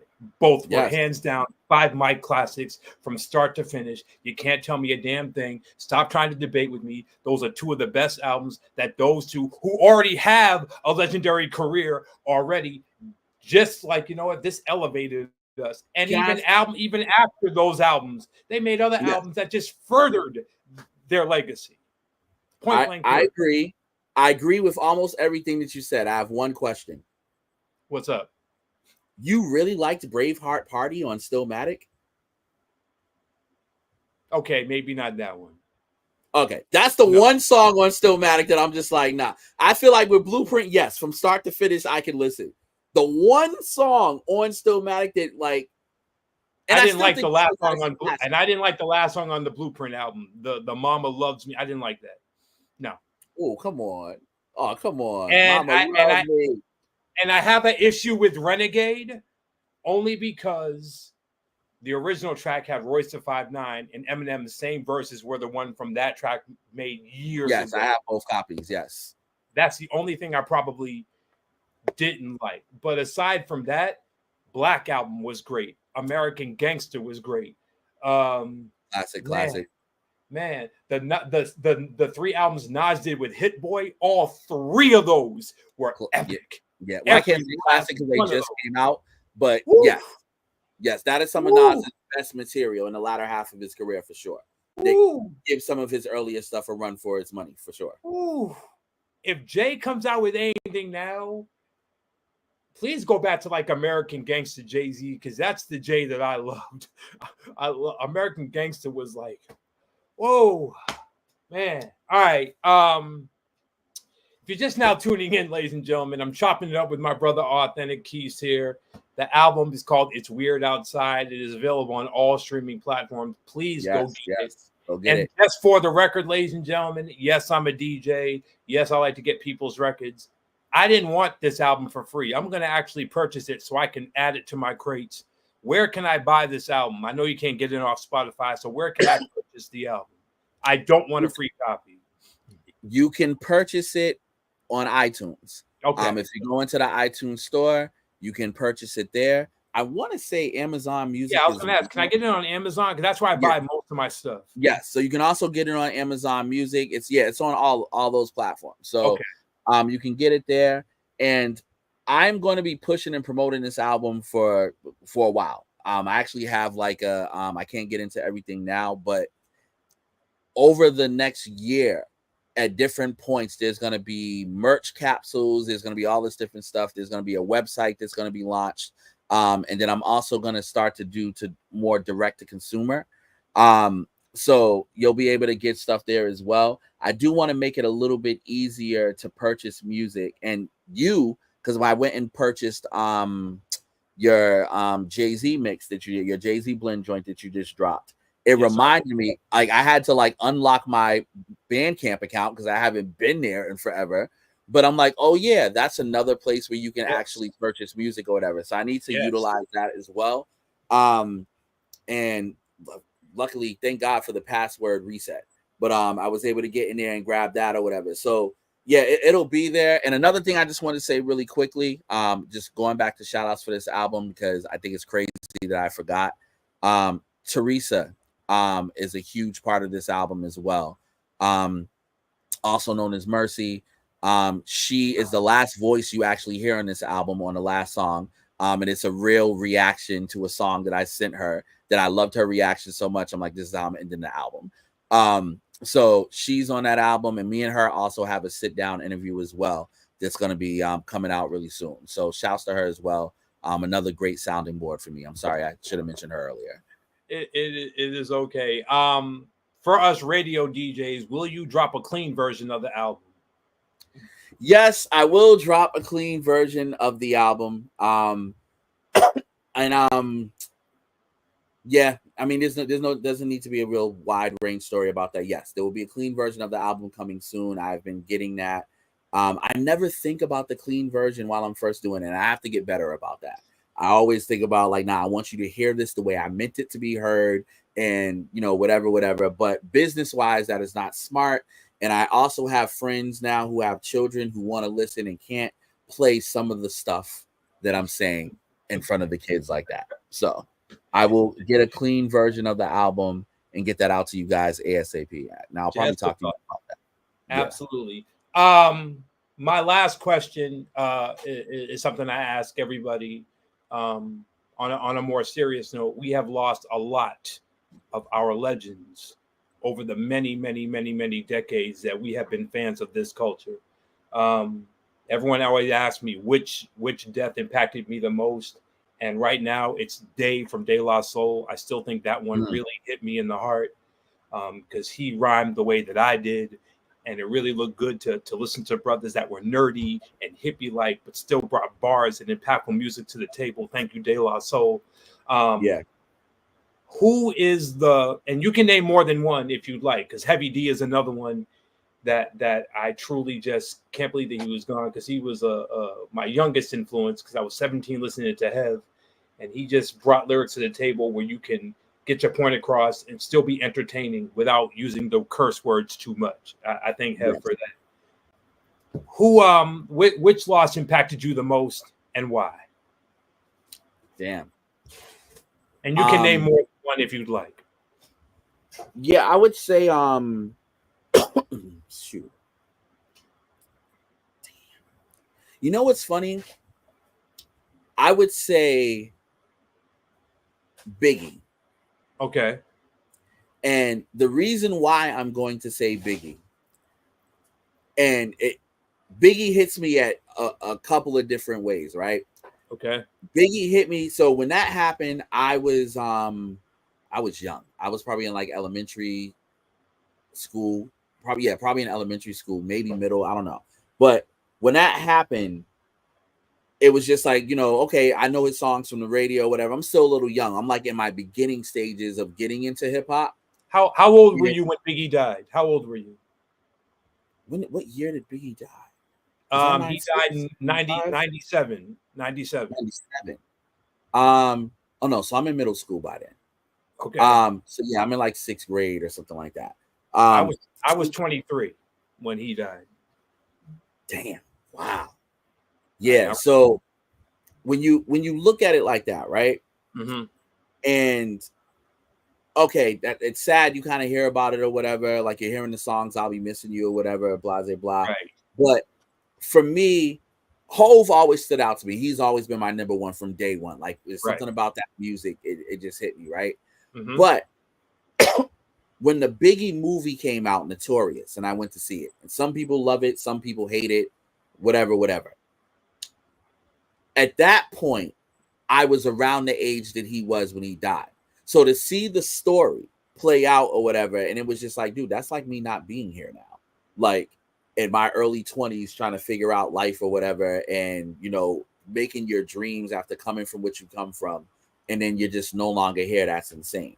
And then to bring it to today with all the controversy with the Diddy stuff that I'm not going to get into or whatever, but one of the things is now there's accusations that he had something to do with big stuff. So it re-hits me in a certain way, because then it's just like now it's if that is true. Mm-hmm.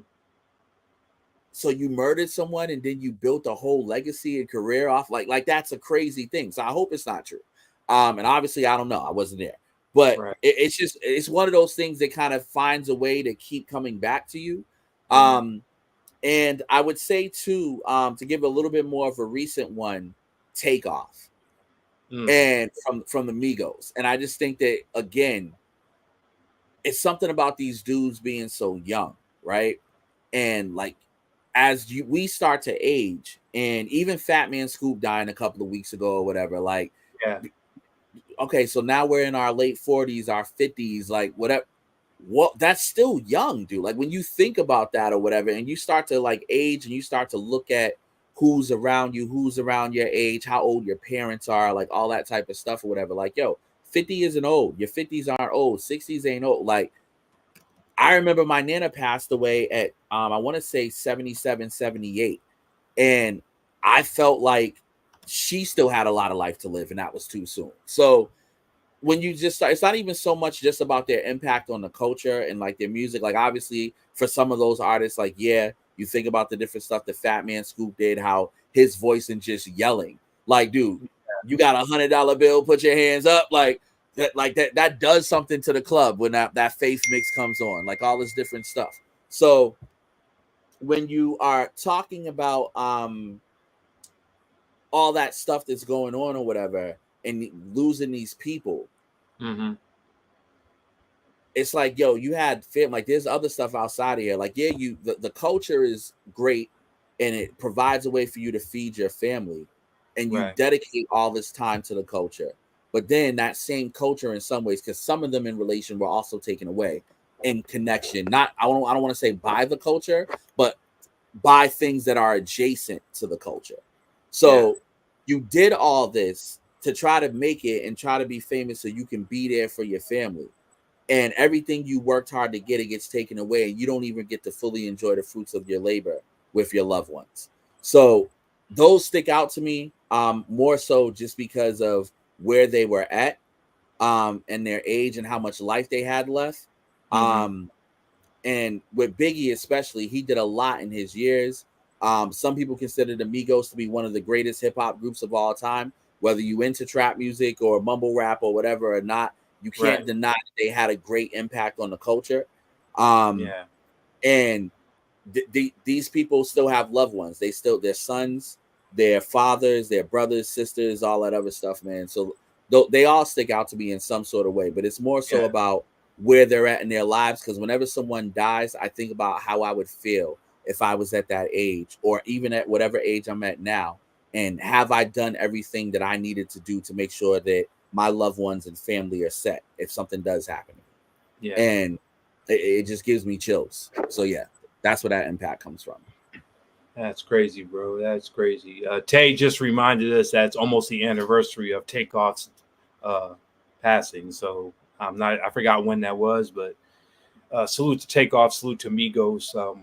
The sky was the limit for them. Who knows how big they would have gotten. Oh, man, hip hop is still very young, dude. Hip hop is 51 years old. 51 years old, dude. And it's funny how in the beginning everyone was like, hip hop will not last 10 years, and look where we are now. Like, dude, the most popular music genre, right, that everyone uses. Everyone uses. What was I going to ask? We haven't even seen how everybody can age from this culture, right? Yeah, and like what it can really do as far as generational wealth and all this other stuff. That we can talk about this forever, but yeah, it's still in the early stages to see what we can really be. So I want as many of us as possible to still be around to see what this does. We've already witnessed it do some amazing things, but there's so much more that can be done. I'm literally the same age as hip hop itself. I can't believe I'm saying that. Literally, I'm about to be 51 this coming February. Like, and it's a blessing. Yeah, it really. I can't wait to see what happens in the next 50 years. I know I'm going to be gone before that next 50 years, but you never know what happens next.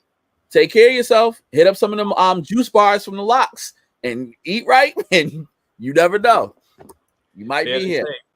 One last thing. You were a podcast host at one time. Yes.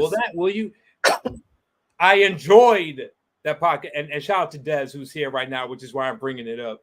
Des is in the building. What up? Casino. Opinionated podcast. I enjoyed this podcast every time it came on. Will that return? I hope it does. I'm going to be honest with you. I don't know that the Bro Opinionated podcast is going to return.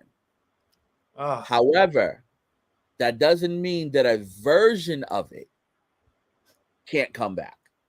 And me and Des have to have some conversation. And I don't even know if Des still wants to pod anymore. I don't even know if I want to pod anymore the same way that sometimes I do, sometimes I don't. Like it may be something where I have to change or we have to change if we decide to continue together separately, whatever we decide to do.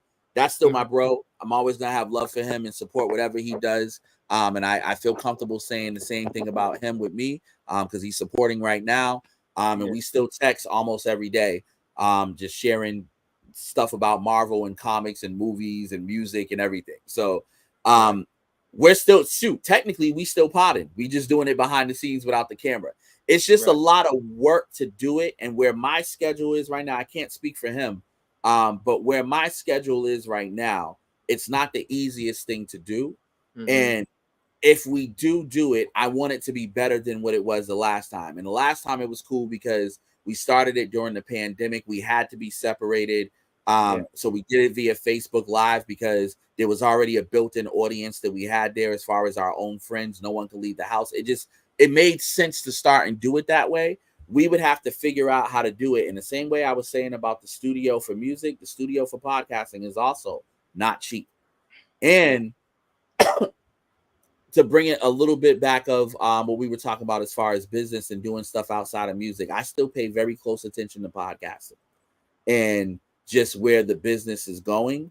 And again, money is not it's not about money. Everything's not about money. I actually say this on the album because I talk about money a lot on this album. And then on the very last song, I say it was never about the money. It was more about the freedom.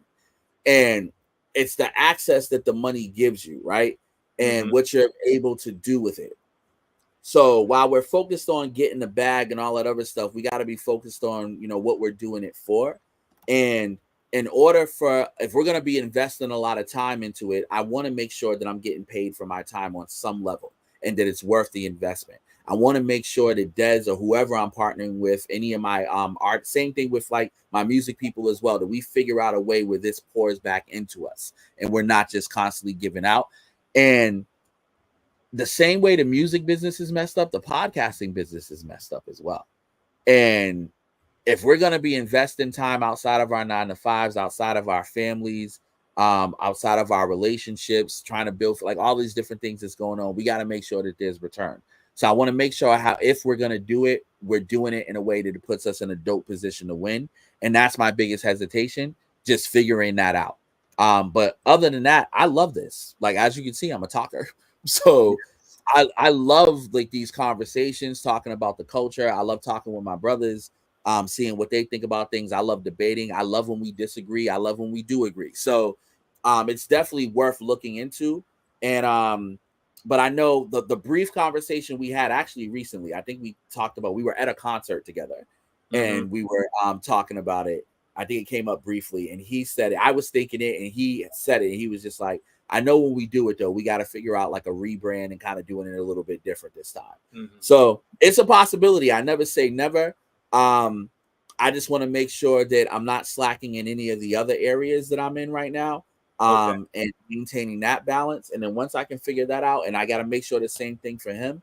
And if it makes sense for us, maybe it's not a podcast, maybe it's like a limited show that like we just do like maybe 8 episodes a year or something. Like it's so many different things that you can do.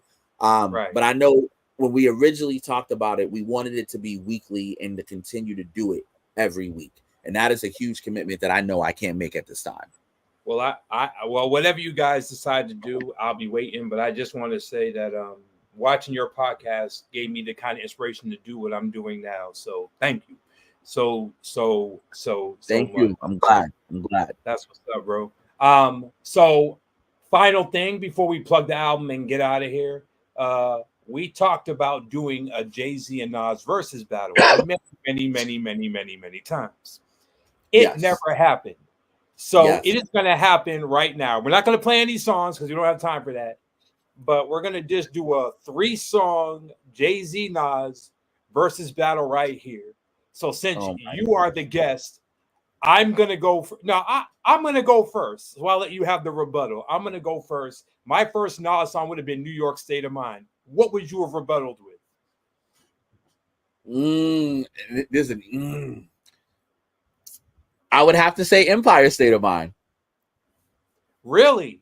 I thought you would have did Dead Presidents. I really thought you would have went Dead Presidents. Why Empire State of Mind? I say Empire State of Mind because of their. I like things that are similar but different, and that Nas is giving you a gritty side of New York and like what his state of mind was in his area. But I think at that 19, Jay-Z, remember he was 19. At 19 and coming up in New York, I like the contrast of Jay-Z's being, I made it here. I like all that stuff. Like I came from that or whatever, but here's the aftermath of that. I'm looking back or whatever. So like you're trying to survive it, you're trying to figure through it or whatever, but I figured it out and I'm here. I ended up being the king of New York. That's the why I like that comparison. All right. My second song. And my answer may change in the future. This is very quick and you put me on the spot, but go ahead. My second song would have been I Gave You Power. Where he talked about him being a gun. Yes. Ooh. Come on. I want to say now. But I know that was a tough record now. That was a tough record. I'm gonna say Meet the Parents. Okay. All right. Meet the Parents. Great storytelling on that record. telling the story of like if you've heard the song, you know the song. I'm not gonna get into all, Meet the but I Prince feel was like great. it's a harder track. It's darker. I feel like it kind of can go with I Gave You Power or whatever, and I would like to see that matchup because Nas is creative with the metaphor of the gun, but I think it's something about that raw storytelling and how the ending. I don't even want to say the ending of the song in case you haven't heard it because it's almost like a movie. Yeah, like and it's nasty work, but quality really. from Jay-Z, but it's a tragic story. See, this last one is hard. It's a two-way debate, but I'm going to go with Rewind from Stillmatic, where he told the story backwards. My other one would have been Full Circle that he did with The Firm when they were a lot older, but I'll still go with Rewind from Stillmatic. Another tough record. Salute to Nasty. That is tough. That is tough. Yeah.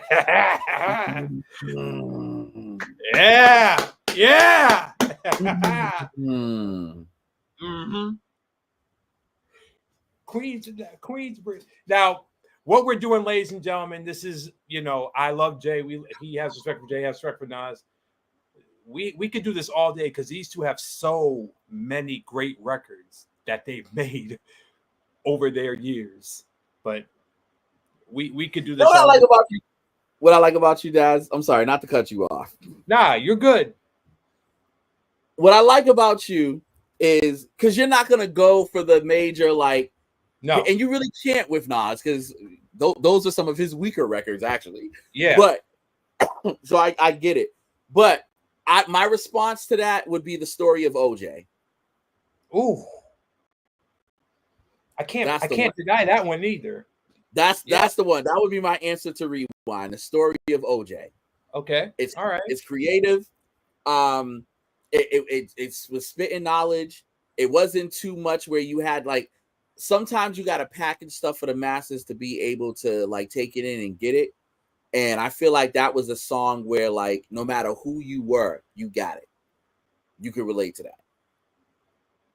And I think Rewind, while it's very creative and it goes back, I feel like story of OJ just beats it. And it's a event that no matter how old you are, you're kind of familiar with it. Story of OJ. Okay, all right. I can't touch you in the club record phase because Jay-Z had that on lock. I mean, the only club record Nas ever did that I truly liked was You Owe Me with Genuine. I think that was the best one he ever had. And so it's a black girl lost a shorty owe you for ice. Yeah. See, let's not do that. Let's not do that. I had to. I'm done. Let's not do that. Let's not.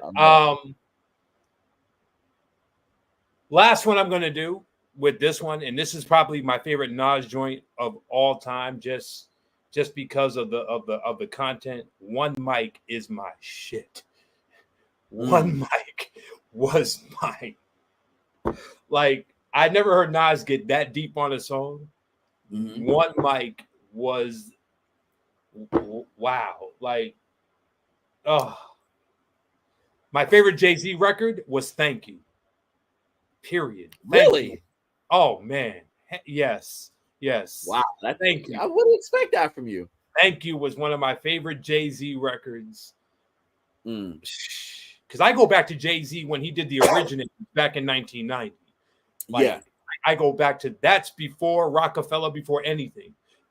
I love that Jay-Z. That verse right there was one of my favorites. But from Blueprint 3, Thank You and A Star Is Born were my favorite two records off Blueprint 3. Love them both. And that was the introduction to J. Cole. Love them both. Thank You was the joint. I talked with Static Selector, and he was just like, yeah, Thank You was the best song on Blueprint 3, lyrically, that I heard from Jay in a long, long, long time. Love that record. I got to go back to the album before I can agree with that.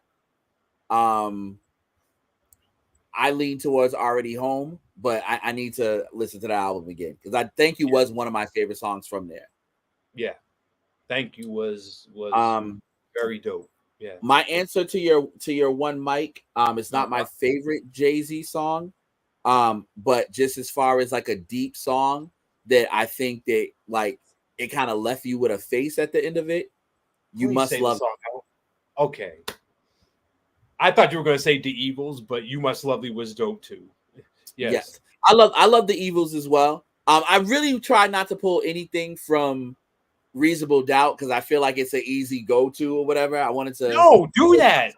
albums, but I You Must Love Me rapping about selling your mom crack and shooting your own brother and then putting your girlfriend on the time in danger for traveling with your Keys tape to her or whatever.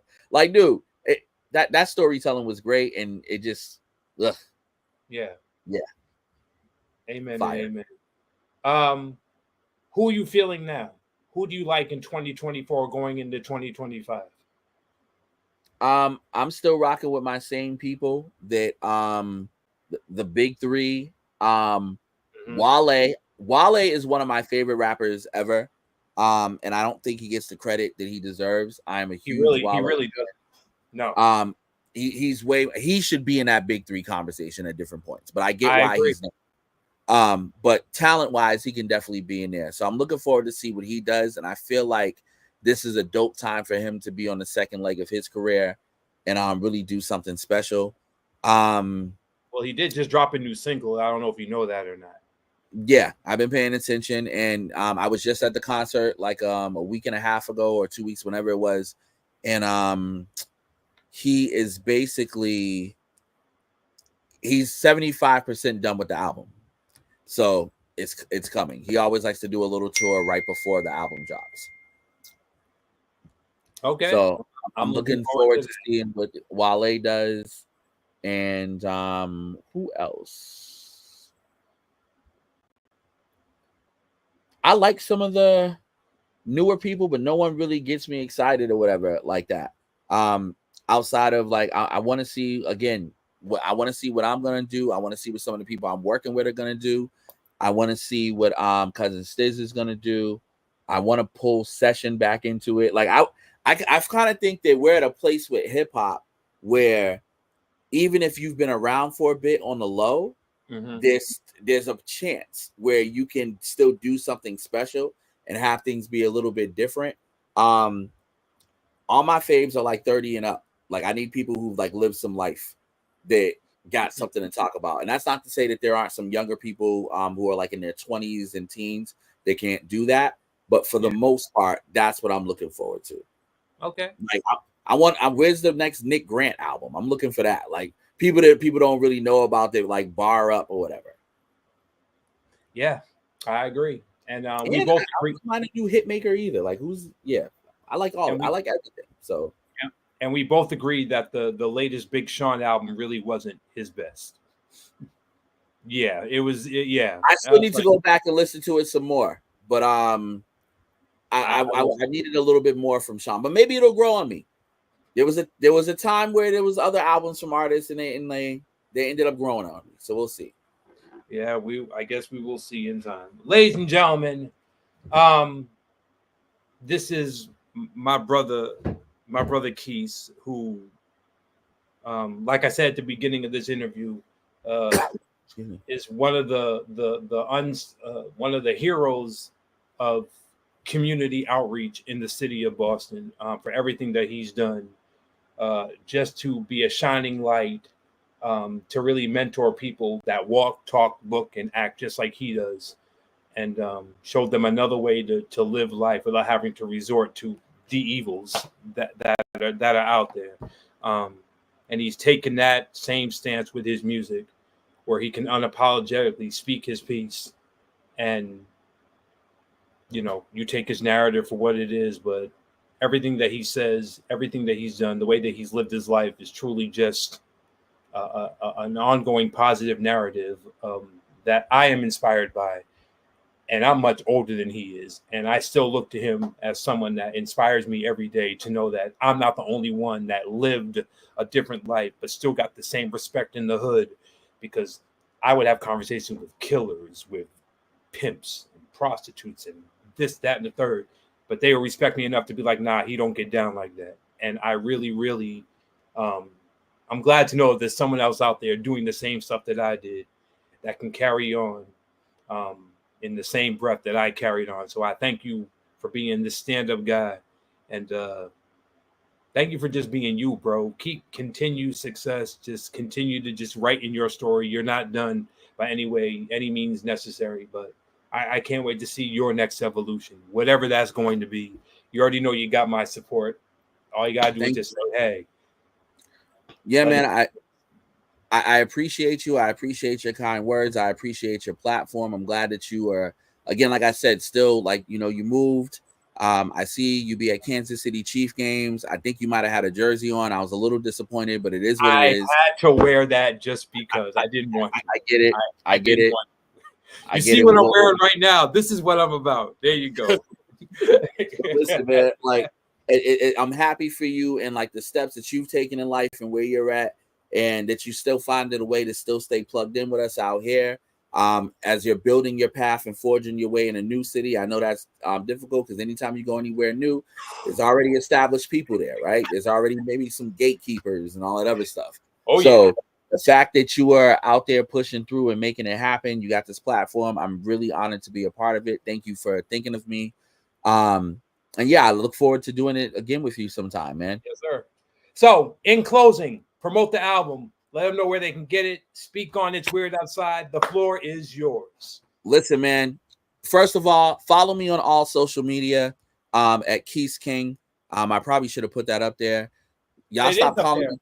Instagram's up. Oh no, yeah. You have it up there. Yeah. So thank you. So Instagram, Twitter, Facebook, if you search Quis King, you will find me. Authentic Quis as well. You can search me and find me, but most of the @ names are all Quis King. TikTok, it's Quis King first. So number 1 ST at the end of it, QUISKING. Stop calling me Quiz. Stop calling me Quis. All this other stuff. It's Quis with a Q and a U and an I and an S. But follow me there. From there, any of those bios have the links where you can get the album. But if you're on Spotify, if you're on Tidal, if you're on iTunes, Apple Music, Deezer, even though YouTube Music, there's mad platforms it's on I even know existed. Amazon Music, you can get the album just about anywhere you need to get it. And I will be updating those links. So the best way to stay in touch to know what's going on, just follow me, man, on social media and hit me up, show support. I appreciate it. It ain't cheap to live this lifestyle, man. It ain't cheap to put this art out here. None of it. Like we all out here grinding. We got our dreams. And I'm just trying to give y'all something to vibe to while you pushing through your day. So let's get it. Amen and amen, ladies and gentlemen. Weird Outside, the name of the album, out everywhere. And listen to any of the other 4 projects that are out there. Yes. Talk about those too real quick. If you want to run down the discography, go for it, bro. The PSA was the very first one. If you find that, good luck. I had that taken down for various reasons. That's another conversation for another day. But if you got it, good for you. It's a hidden gem. But the Passport mixtape is on all streaming platforms. What was the one after that? Revenge of the Bull on all streaming platforms. The last album, which came out December of 2021, is called Heavy is the Head. And then the latest one is this one. And then there's like EPs and loose singles everywhere. Just search Authentic Quis, man. And again, I spell it without the second T. I know it's authentic, but my middle name's Nicholas, and I like the way authentic sounds a little bit better. So Authentic Quis. That is definitely dope, my brother. Thank you. Well, ladies and gentlemen, this has been a great, great episode, which I like to call Vibe Sessions of the Rap Sheet Podcast. This is Authentic Quis. Please support this brother. And if you see him on the streets in Boston, he's always incorporating himself with some peaceful movements, some really structured movements out there in the city. Connect with this guy if you're a city worker, a teacher, anything that has to do with the community, trying to gain change. This brother is the forefront of it. Definitely connect with him. Put some dope events together. Sure. Let's get stuff done because we need to really, really reach out to our young people, especially during this wild thing called an election, which is one of the biggest minstrel shows I think I've ever seen. And I just can't wait for it to end because I'm not voting for neither one of them jokers, but that's my personal belief. But we need our young people to really be out and be smart as they motivate because they are our future when we're done as elders in this business. We need to look to them to carry on the tradition of what it means to be black and proud, and not, Sure.